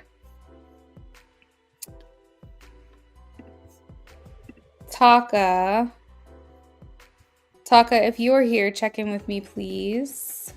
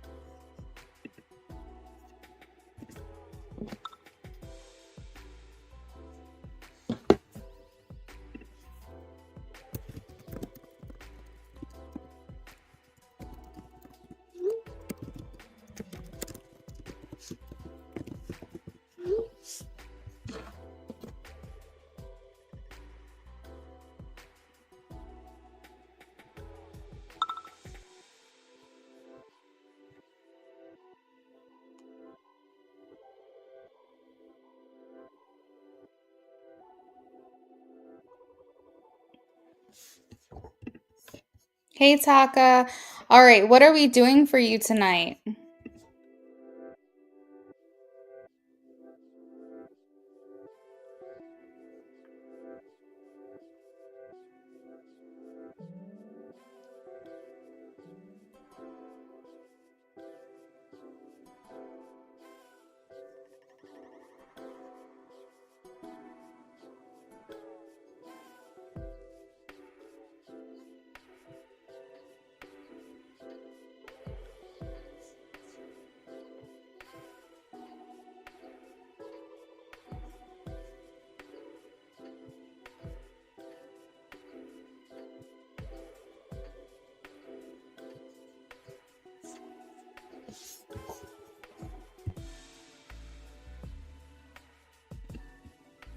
Oh, that's right. I forgot you posted. All right, 2 questions. Sorry, girl. All right. Jay's thoughts currently, calling, texting more. I forgot you posted. All right, Jay's thoughts currently, calling, more texting. I put them in my little folder and then I'm like, forget. Actions if I see him tomorrow. Okay. All right. So this is that guy that you've been interested in. I think you guys work together or something. I'm trying to remember the conversation. All right, Jay's thoughts currently for Taka, please. It's been a while since I seen you, Taka. Is it because I get on so late and it just doesn't work for you? I feel like I need to at least like once a week try to come on a little earlier. It's hard for me because like I get myself into a groove, into a routine, and it's hard to switch it up. But the last couple of days I've been up in the morning, so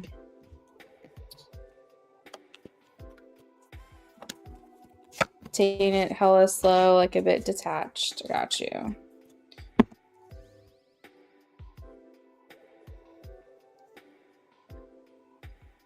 Yeah, no, that's a good. I have the Libra Justice card, so that's the energy of the reading is balance. We typically can put a little bit too much into things when we have a crush. So it's always good to have multiple crushes at one time. That way you're not putting too much crazy, weird, obsessive energy into just the one. Or just having self-control. And so I think you're mastering that right now. Like, we need to normalize more than one crush at a time. You said you normally sleep because you work so long you don't get home till like 8. So you probably go right to bed. Yeah. Oh my God. I remember those days. I remember when I worked in the medical field and I'd come home and just fall asleep in my scrubs. I wouldn't go to like bed, but I'd fall asleep on the couch. And now that I'm older, I'm a little more OCD because I change my clothes as soon as I get home. But I think I just was so tired back then. I was just exhausted. I would literally come home, take my shoes off, and just like fall down. But I was like administration at that time. So I wasn't like, but now I'm just like, ugh. I don't know. I'm OCD. I'm weird. I don't like inside. I have inside clothes, outside clothes, in bed clothes. Like, my husband's the same way. I think that we like rub off on each other. Like if we leave the house, we absolutely need to shower that night because yeah, I don't know. Maybe it's good hygiene, but also I think it's a little bit OCD. Oh my God. But anyways, back to your reading. Okay, so Jay is coming through as the King of Wands and the Emperor. This is very fiery, very Aries energy here. He kind of views himself like the authority, like the boss, like kind of like daddy energy, if that makes sense. And I think that's the energy. The reason it's coming through in this reading is because that's the energy he's trying to give to you. Like, I feel like he wants you to see him that way. He wants you to see him like he makes decisions. He takes the lead. He's authority. He is driven and he's passionate and he has good work ethic and he is the boss, you know, like he's the Lord. I love how you said Lord, but like he's like the king energy. Like I feel like that's what he wants to demonstrate to you. That's the impression that he wants to give off, is like he's got it together, he's smooth, he's suave, he's looks good, smells good, like the whole thing. I feel like he really wants to put his best foot forward when it comes to you. And I do think that he's hopeful for the connection. Okay, he's hopeful for something more with you. We have the Page of Cups and the Ace of Cups. So this is talking about believing in the possibility of there being something romantic between the two of you. I feel like he wants to move in quick. I think he wants to get to know you better. We have the Three of Cups card of friendship and camaraderie and celebration. And so I feel like he wants to find a way to connect with you very, very quickly. And that could be why you're getting these conversations more frequently lately. Okay. Or more often, I should say. This also talks about the desire to see you and spend time with you outside of work. The Three of Cups a lot of times talks about celebrations like festivities, like festivals, weddings, parties, some kind of social gathering or event. And so it's like his desire to meet with you outside of work is important to him. Maybe that's to why he's like calling or texting or whatever more as well, because it's his only contact that he has with you outside of the nature of it being work related. Work might have been the reason that you guys started having these conversations, but he is still trying to find a way to disconnect from the work aspect of things. He said it was literally one day he kept making up things for you to deliver to one of the stores he was assigned to that week. You were like really out of napkins. Oh my God, that's so funny. Aw, that's cute. Like he's looking for excuses. That's so cute. Oh my gosh, I really love that. Adorable. Yeah, so like this guy's into you. I mean, what else do you need to know?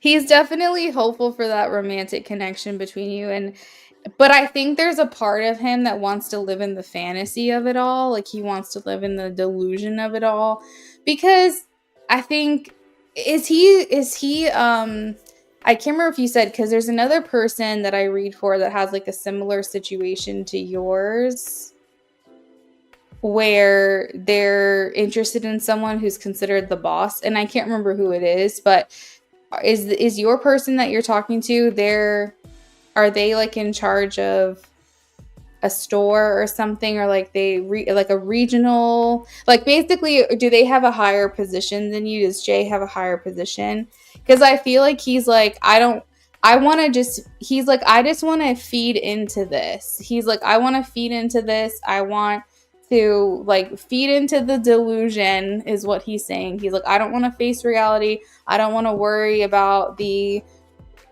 like semantics of it all and the fact that I'm her boss. Like I don't want to think about that. I want to think positively. Like he's like, let me be Delulu for a little while. Okay.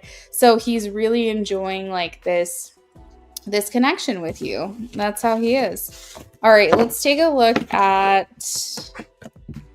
his actions if you see him. Yeah, he's your boss. Okay.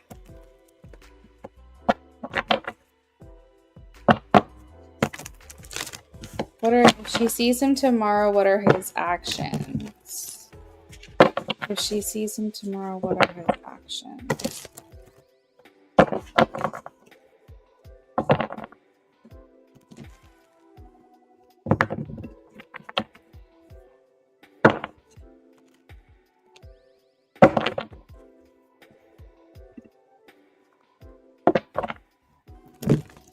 He's been assigned at the store close to you forever now. You haven't seen him in person since last week.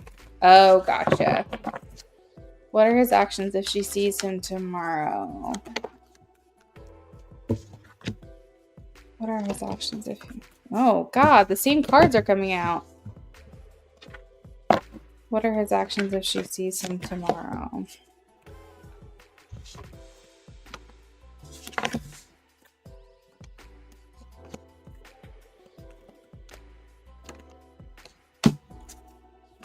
I feel like this man will bend over backwards for you. I really do. Like, I feel like, because I have the Hanged Man. This person's literally in like a trapeze, like a little like restraint or something. Am I even saying the right words?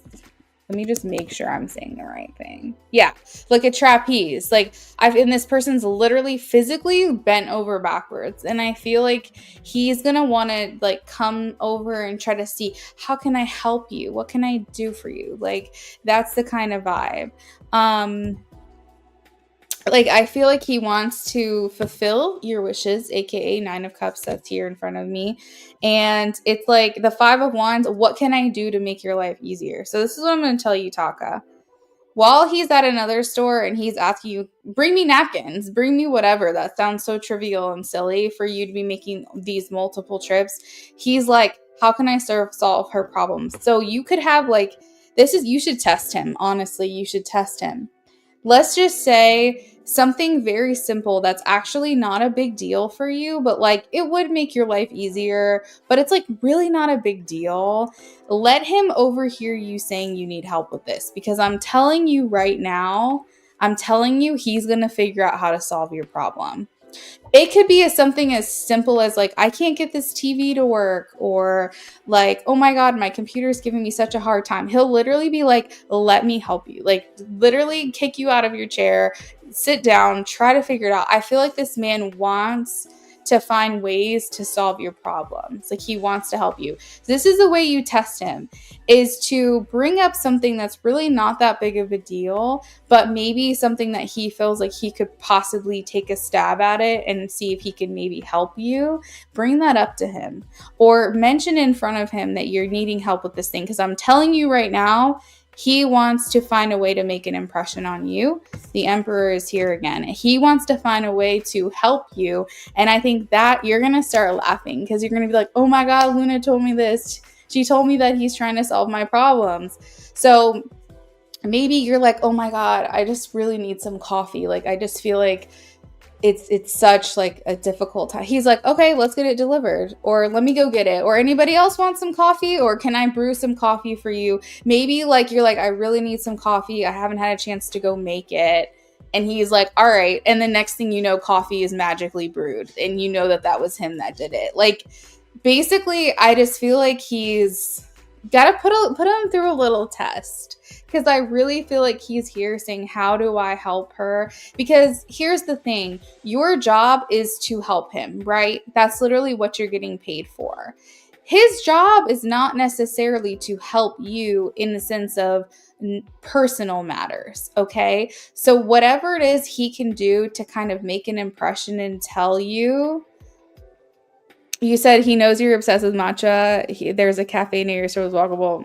I'm just saying, put yourself onto this little hint that I'm giving to you, because you're going to see it play out in real time. Him being like, how do I solve this problem for her? So he's going to want to do something for you. Like whenever you guys see each other next, he's going to want to do something to help you, to assist you, to whatever, to just put a smile on your face or make you feel like you're getting something from this connection. Because your job is to help him. He doesn't necessarily have to technically, quote unquote, help you. I do know that it's his position as a leader to make things streamlined and easy for functionality and maximum efficiency and all of that stuff. But for you personally, to help you personally, maybe even something that's not really work related, but kind of could be construed as work related, that's your sweet spot. That's where you see how much effort he's willing to put into this. So just know that's basically his energy, and that's what I'm getting. And I do hope you see him tomorrow, because I really want you to come back or email me or like whatever. Be like, holy shit, this is what happened, you know, because you'll notice it. It's going to be subtle. Okay. It's not going to be this grand gesture. That's why I'm bringing it to your attention now, because I think it's going to make you smile or make you laugh. Because you're going to see. And again, it doesn't necessarily have to be through him, but he could say, hey, she really needs some help. And he suddenly you have assistance, and you just know that he put that in motion. So for example, if you're like, man, I'm really overwhelmed. Like I need help with this one thing. I haven't had a chance to reach out to John. Next thing you know, John's reaching out to you and is like, hey, you need my help? And he's like, he wants to be the facilitator to bring you happiness and ease and assistance. So he's going to try to make that happen. Perfect. All right. Well, hopefully that answers all your questions, Taka. Did you want to add on for anything else, or does that fulfill your readings for the night?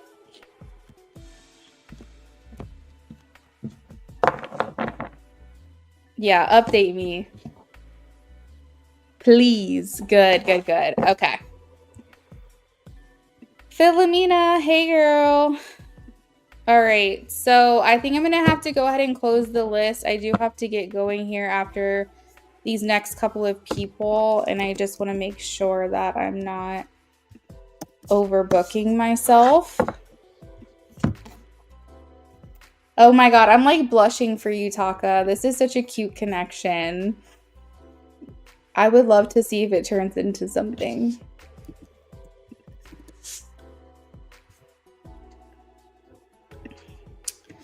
All right, FH is next. FH, if you are here, you donated a while ago, but you've been waiting because we've had some people who skipped ahead. So FH, if you are here, check in with me, please.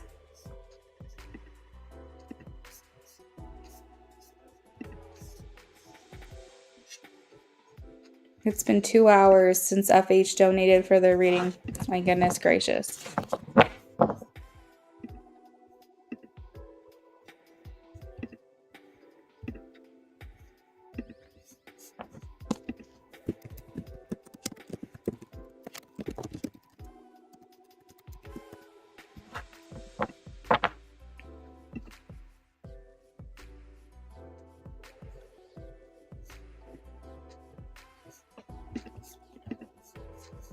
All right, this is a reading for FH. FH wants to know the energy of making C's feelings. And we're going to timestamp this as well. 218. 218. We'll say 218:30.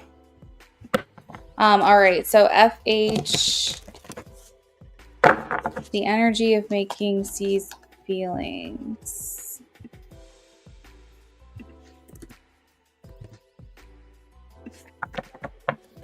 Maria, you said FH isn't here. Here's my question. Okay, Maria, I got your question. Thank you so much. FH left their question with me so that way I could timestamp them. So that's the good thing about leaving your question with me too, guys, is that if you can't stick around, you can leave your question with me, you can leave. Because I respect your time, and you know, you guys respect mine, I respect yours, and I don't expect you guys to just like stick around for hours and hours until I can get to you. So there's multiple options. You can either stick around for your turn, you can pay to skip ahead, or you can just leave your question and head out and come back later. So that's also really great. All right. The energy of making C's feelings. What is making feeling for FH?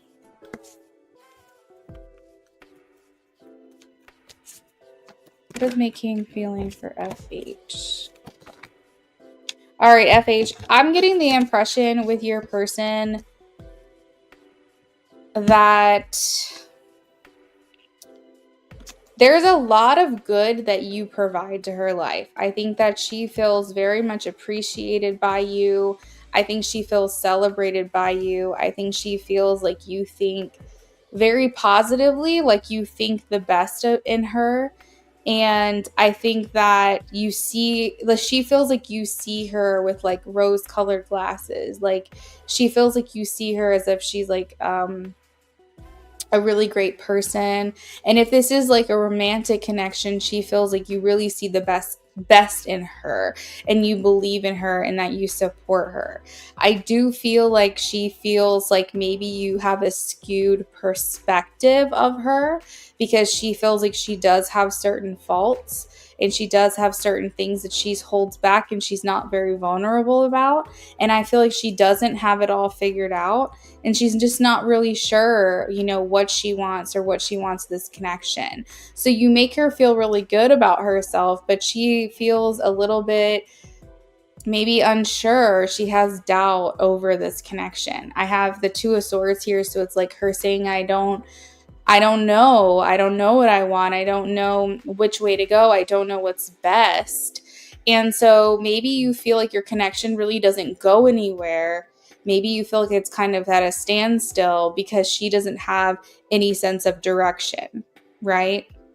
Now, if you guys are in a relationship, for example, she might come across like very like intuitive, psychic, maybe you or her are very nurturing in the connection, and that's something that's accepted and acknowledged and appreciated.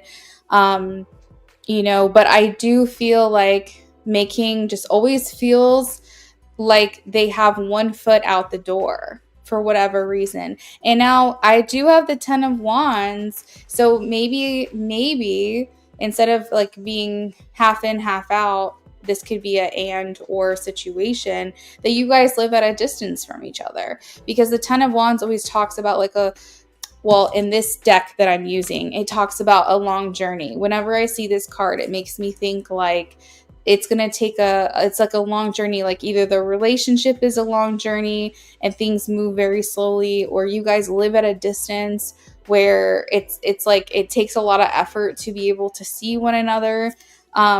Or it's maybe you guys live in completely different countries even. So there's a lot of different interpretations of what this card can mean, but hopefully one of those things resonate with you, like it makes sense to you what I'm saying.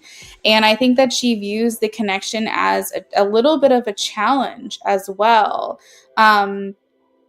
We have the 5 of Wands. So it's like there is a little bit of conflict. Does she have feelings for you? I am getting a yes. I have the 6 of Pentacles. And I have the Chariot. So I think that she wants the energy to be matched. I think whatever she's putting into this, she wants to feel back from you. She wants mutual effort. She wants you guys to be on the same page. And she wants to feel like you guys are heading in the right direction. So I do feel like there's feelings there. And I do feel like she has maybe hope that things are going to go well for you in the future. But I think that she just is filled with a lot of doubt right now, and she doesn't really know like what's going to come for you guys moving forward. So that is what I have for you, FH. Thank you for your donation tonight. Hopefully we see you back again soon. And then I have Maria. Will your work crush Ramiro Reyes ever ask you to hang outside of work? Let's take a look. So Maria, I have you down for a mini reading. Let's take a look.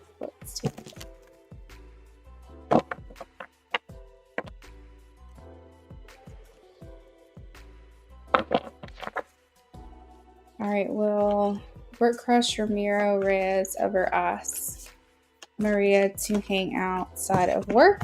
I am getting a yes. 6 of Pentacles.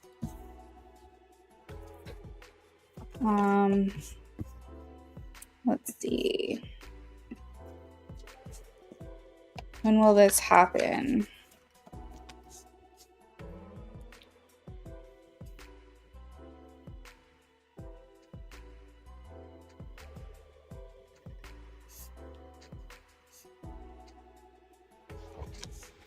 When will this happen?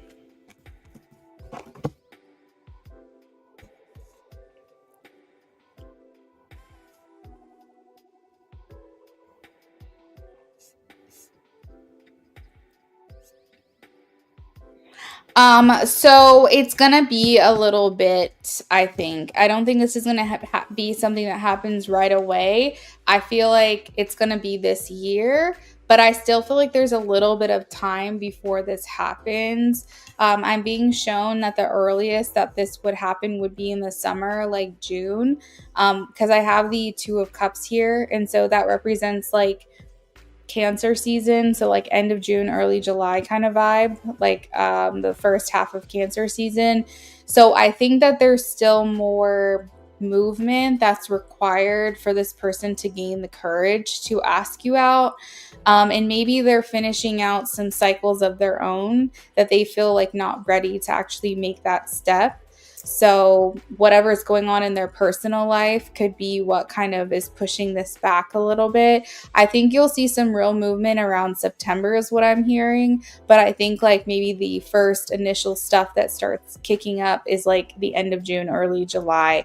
So, maybe this person could potentially have like, could be getting over someone, or if you know that if you don't know if they're single or not, then maybe they could still be kind of romantically entangled with someone else, and they kind of have to get that finished and done with. They could also be having personal matters as well that they're going through that could be kind of prolonging this connection to happen.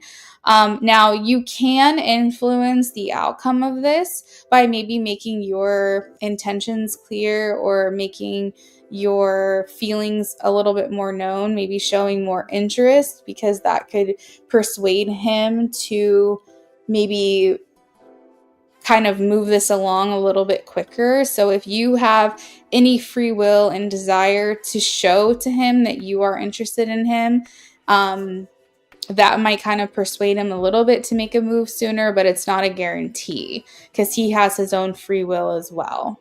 But I am getting a yes, and I do think it's going to happen this year, but I think we have a couple more months before that happens. So hopefully that answers your question. If you want to add on, like if you have any follow-up and you want to add on to your donation, you're more than welcome to. And if not, and I fulfill your reading, then I appreciate you being here and your patience as well. And hopefully you have a great rest of your night.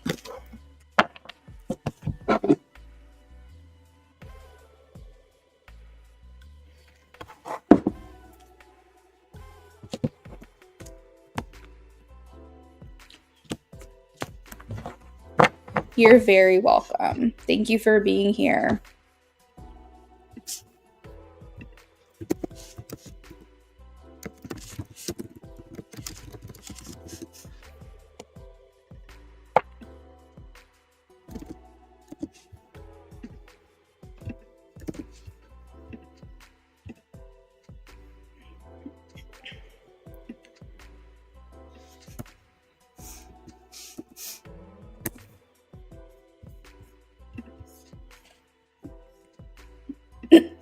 All right.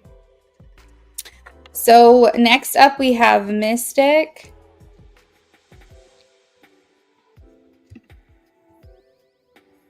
Mystic has also been waiting for like an hour and a half, you guys. Thank you for your patience. I really appreciate that. Mystic, we are waiting on you, girl.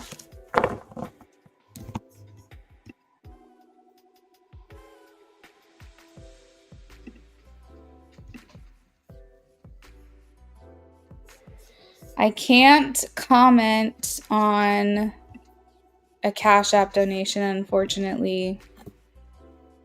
Maybe if I like the donation, you'll come back in.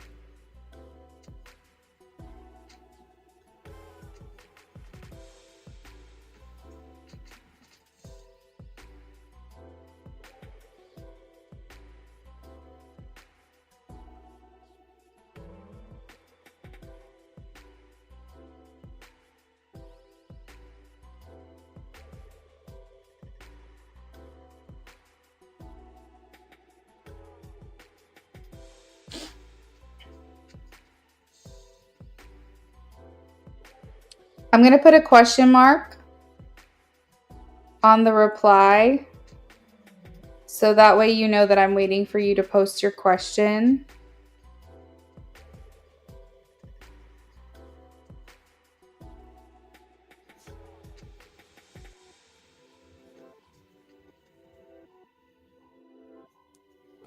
Hey girl. I couldn't contact you on Cash App, so I was like, maybe if I put a question mark on the donation, then she'll know I'm ready for her question. I'm ready for you. So I have you down for an in-depth reading, I believe. Let me know specifically what I can do for you, what I can answer for you. If I entertain Daniel, would he be toxic? Okay. Great question. Let's take a look.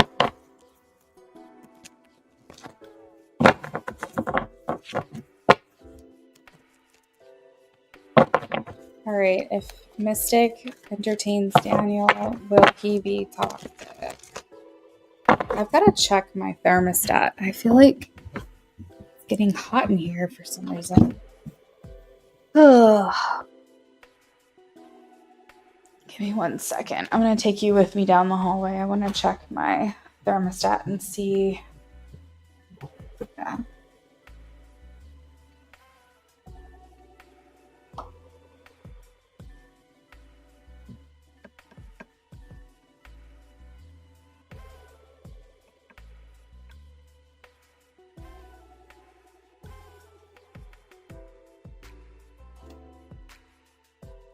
Getting hot.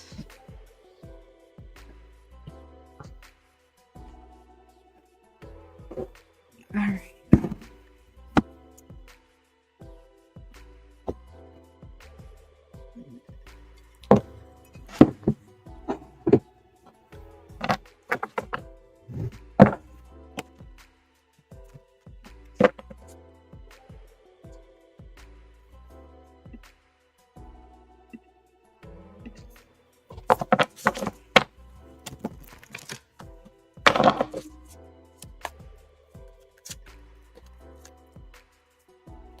Hey, Jonathan.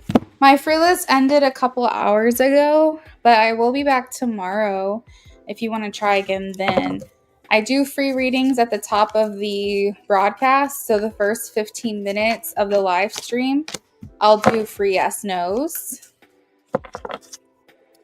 So check back tomorrow.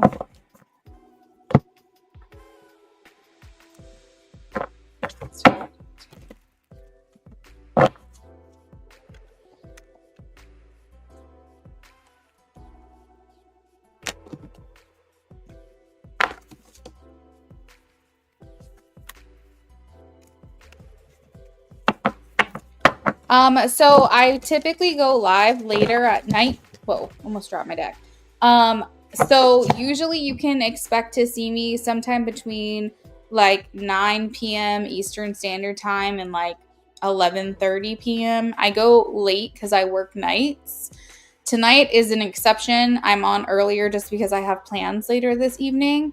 But most of the time you'll see me at the end of the night. So I'll see if I can start incorporating maybe like an earlier time once a week. But I typically am on Monday through Friday. I usually don't work weekends unless I'm making an exception. And generally speaking, I'm on later in the evenings, Eastern Standard Time.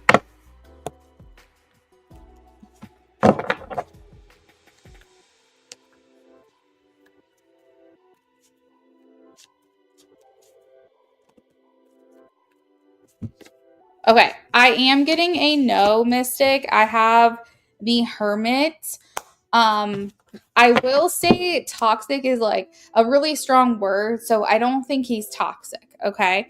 I do think that he has maybe some personal things to still work through, so maybe some like bad habits or something like that. There's a lot of growth that he still has to do. And maybe through a relationship with you, he learns those things. Like, for example, me and my husband, we've been together for 9 years. And the beginning of our relationship was amazing and incredible and all the good things. But we had a lot of growing pains that we had to get through. And the only reason why I allowed for that was because we never fought about the same thing over and over again. It was never the same thing every single time. It was like, if we had a problem, we talked it through, we squashed it, we worked and corrected our behavior, and we never had that problem again. And then maybe something else would come up, and then it was talk it through, squash it. It was never a problem again. And then eventually those growing pains kind of went away. We merged together, and now it's like, now it's easy. Now it's like, hell yeah, every single day is a sleepover. You know what I mean? So what I mean by him is that he has a lot of growing up to do. I don't think he's a bad person, but I think, so the possessiveness that you're experiencing is that maturity, okay? It's out of insecurity. It's not out of toxicity. Do you get what I mean? His possessiveness is from feeling insecure, feeling worried about losing you, maybe worried about a repeated pattern that might happen in this relationship. A very good person can still be territorial, and a good person can still be insecure, and a good person could still be controlling. It's not because they are naturally narcissistic or they are naturally toxic. It could just be a self-preservation mechanism or coping mechanism that he has because of his experience.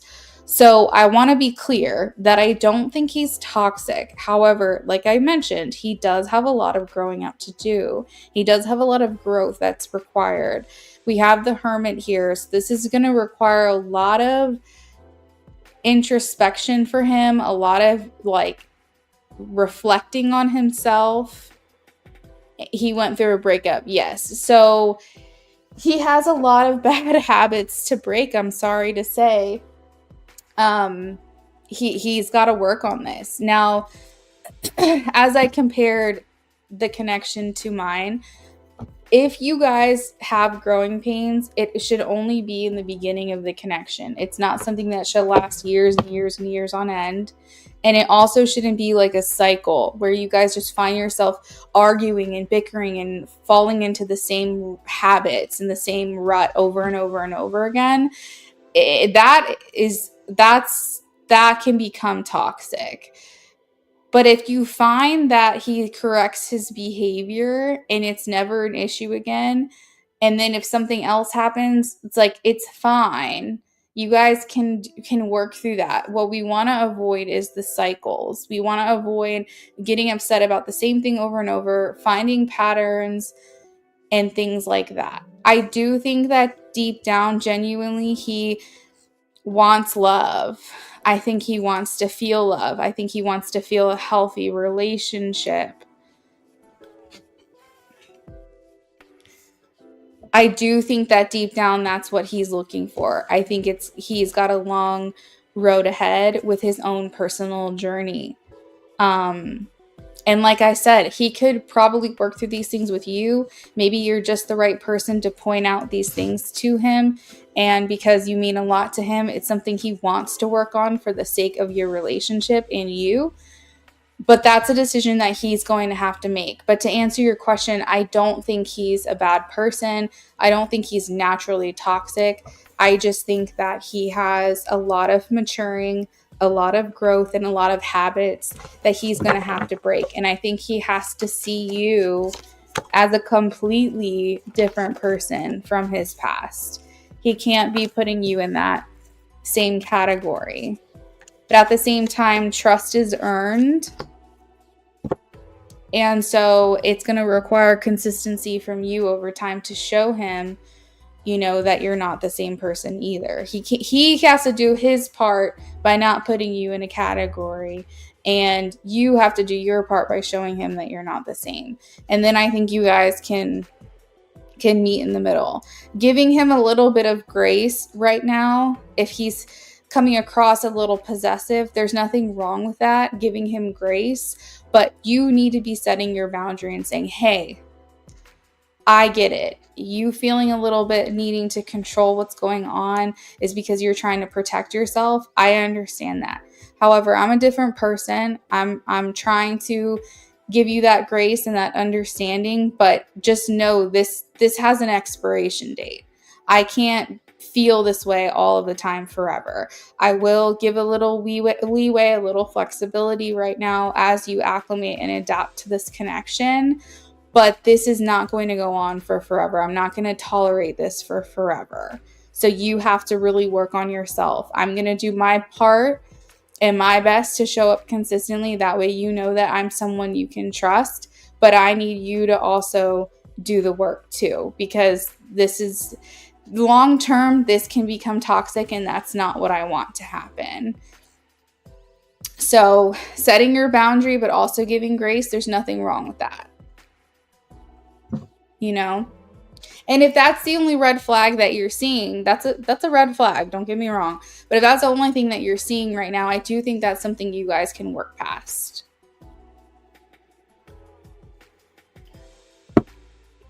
So take it one step at a time. Okay?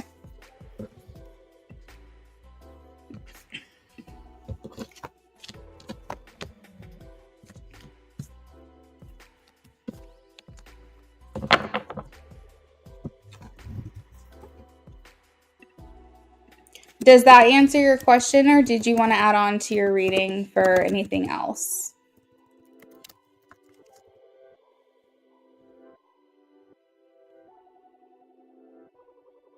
Okay, that's good. That's good. That's not too bad, all right? But Mystic, make sure he knows that you're a high caliber woman and you can only tolerate so much, okay? That you have understanding for his experience, but you also have to make sure that he knows that this isn't going to fly for forever. You're not going to tolerate this for forever. You'll handle it now, you'll be understanding now, but at some point, he needs to match you with the fact that you're consistent, that you can be trusted, and it's not gonna look good for your connection if he can't work on this himself. Yeah, you're welcome. I'm glad. I'm glad to hear it. Hopefully we see you back again soon. All right, Philomena.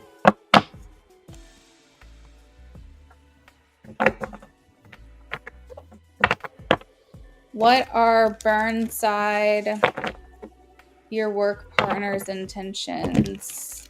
That's someone's name? Wow. All right. What are Burnside work partner's intentions for Philomena?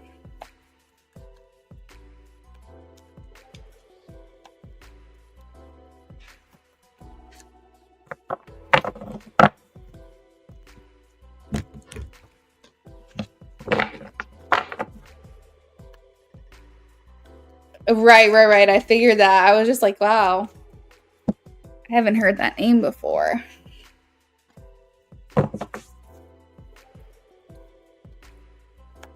Naija! Oh my gosh, girl. Hey. I'm doing good. How are you? Intentions and feelings. Okay. We'll see what comes through. Whoa, card just went flying. What are Burnside's intentions? I like that name. That's a cool name. I like it a lot. I'm very into names. I like it when things are unique and different. Good, Naija. Have a great night, friend. I'll be back tomorrow. Maybe I'll see you. What are Burnside's feelings?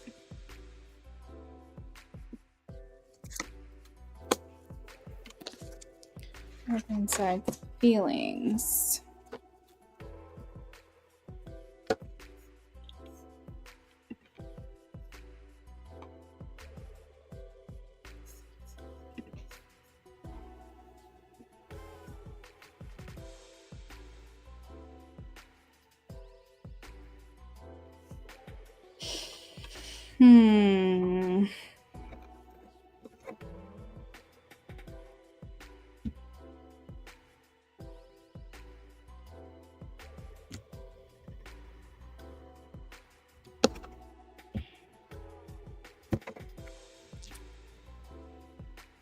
I don't know why I can't get a good read on this guy. I feel like um he's got layers. Like I feel like he's very serious. Like he takes things very seriously in certain regards, but then other times he's like kind of jokey as well. I wouldn't be surprised if you can't get a good read on this person, because that's kind of how I'm feeling right now. Um I feel like he wishes good things for you. Like I feel like he wants to have your best interest at heart. I do think, though, with the devil here, there could be some temptation when it comes to you. And yeah, I feel like he wants to give in to that. So there could be a lot of like daydreaming and fantasizing about you. And I don't know if he wants to take it to the reality. Like, I don't know if he wants to make this a reality, though. I don't know if he has too much fun thinking about this and fantasizing about it.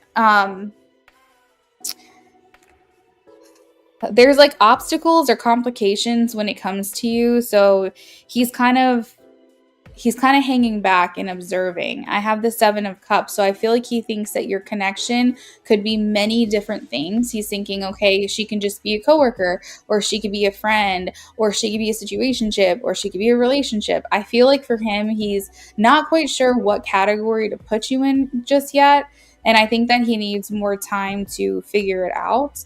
Like I said, I don't think he wishes, I think he wants good things for you. I think he hopes the best for you. I think that he, like,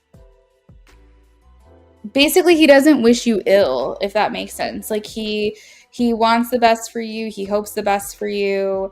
I feel like he has good intentions in terms of like maybe looking out for you or watching out for you and making sure that you are safe and like good. But I also feel like from his perspective is that he doesn't know if he should cross that line. Like I think he's a little bit hesitant to kind of go there.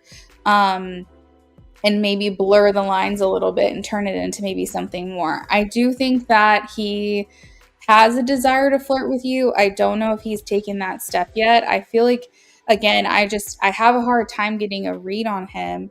As far as feelings, he feels like entertaining something with you would be complicated. The 5 of Swords is here, so that can talk about a little bit of tension. This can talk about like, chemistry, tension, like, how they say you can cut the tension. So maybe there's like sexual compatibility that he's feeling with you, and chemistry. But I think that he also feels like there could be like conflict by taking things to the next level. So he'd rather kind of keep things underneath the surface and kind of fantasize and kind of toy with the idea in his mind about maybe being with you without actually doing anything about it. I have the Judgment card and I have the Moon, and both of these cards kind of look like we're keeping things in the mental realm. We're not really taking action. Okay. People say he has a crush on you, but you just act like it's nothing. Yeah, that doesn't surprise me. That doesn't surprise me with this reading in the least bit.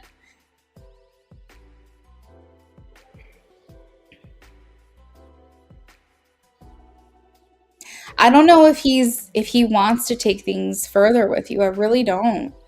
Um, at times he feels compelled, but I think that he's fine living in the fantasy of it all right now. I'm I'm curious if that will change, but I think right now he's liking the mental connection with you versus the physical at this time. Like I think he likes the idea of talking to you, maybe spending time around or near you, and daydreaming about your connection rather than actually applying himself and taking action on it. So that could be why.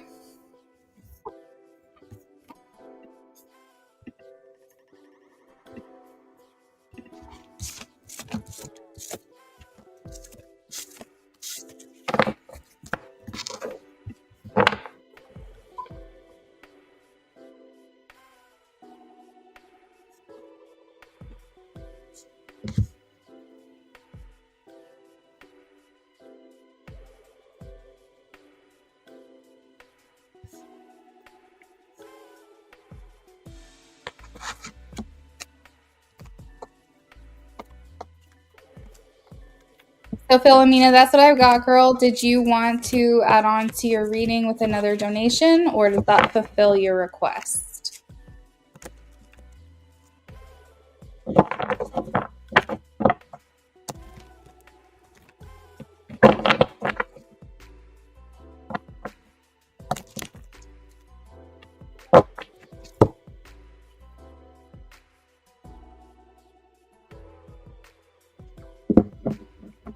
Perfect. All right, Philomena. Well, we'll see what develops with that connection.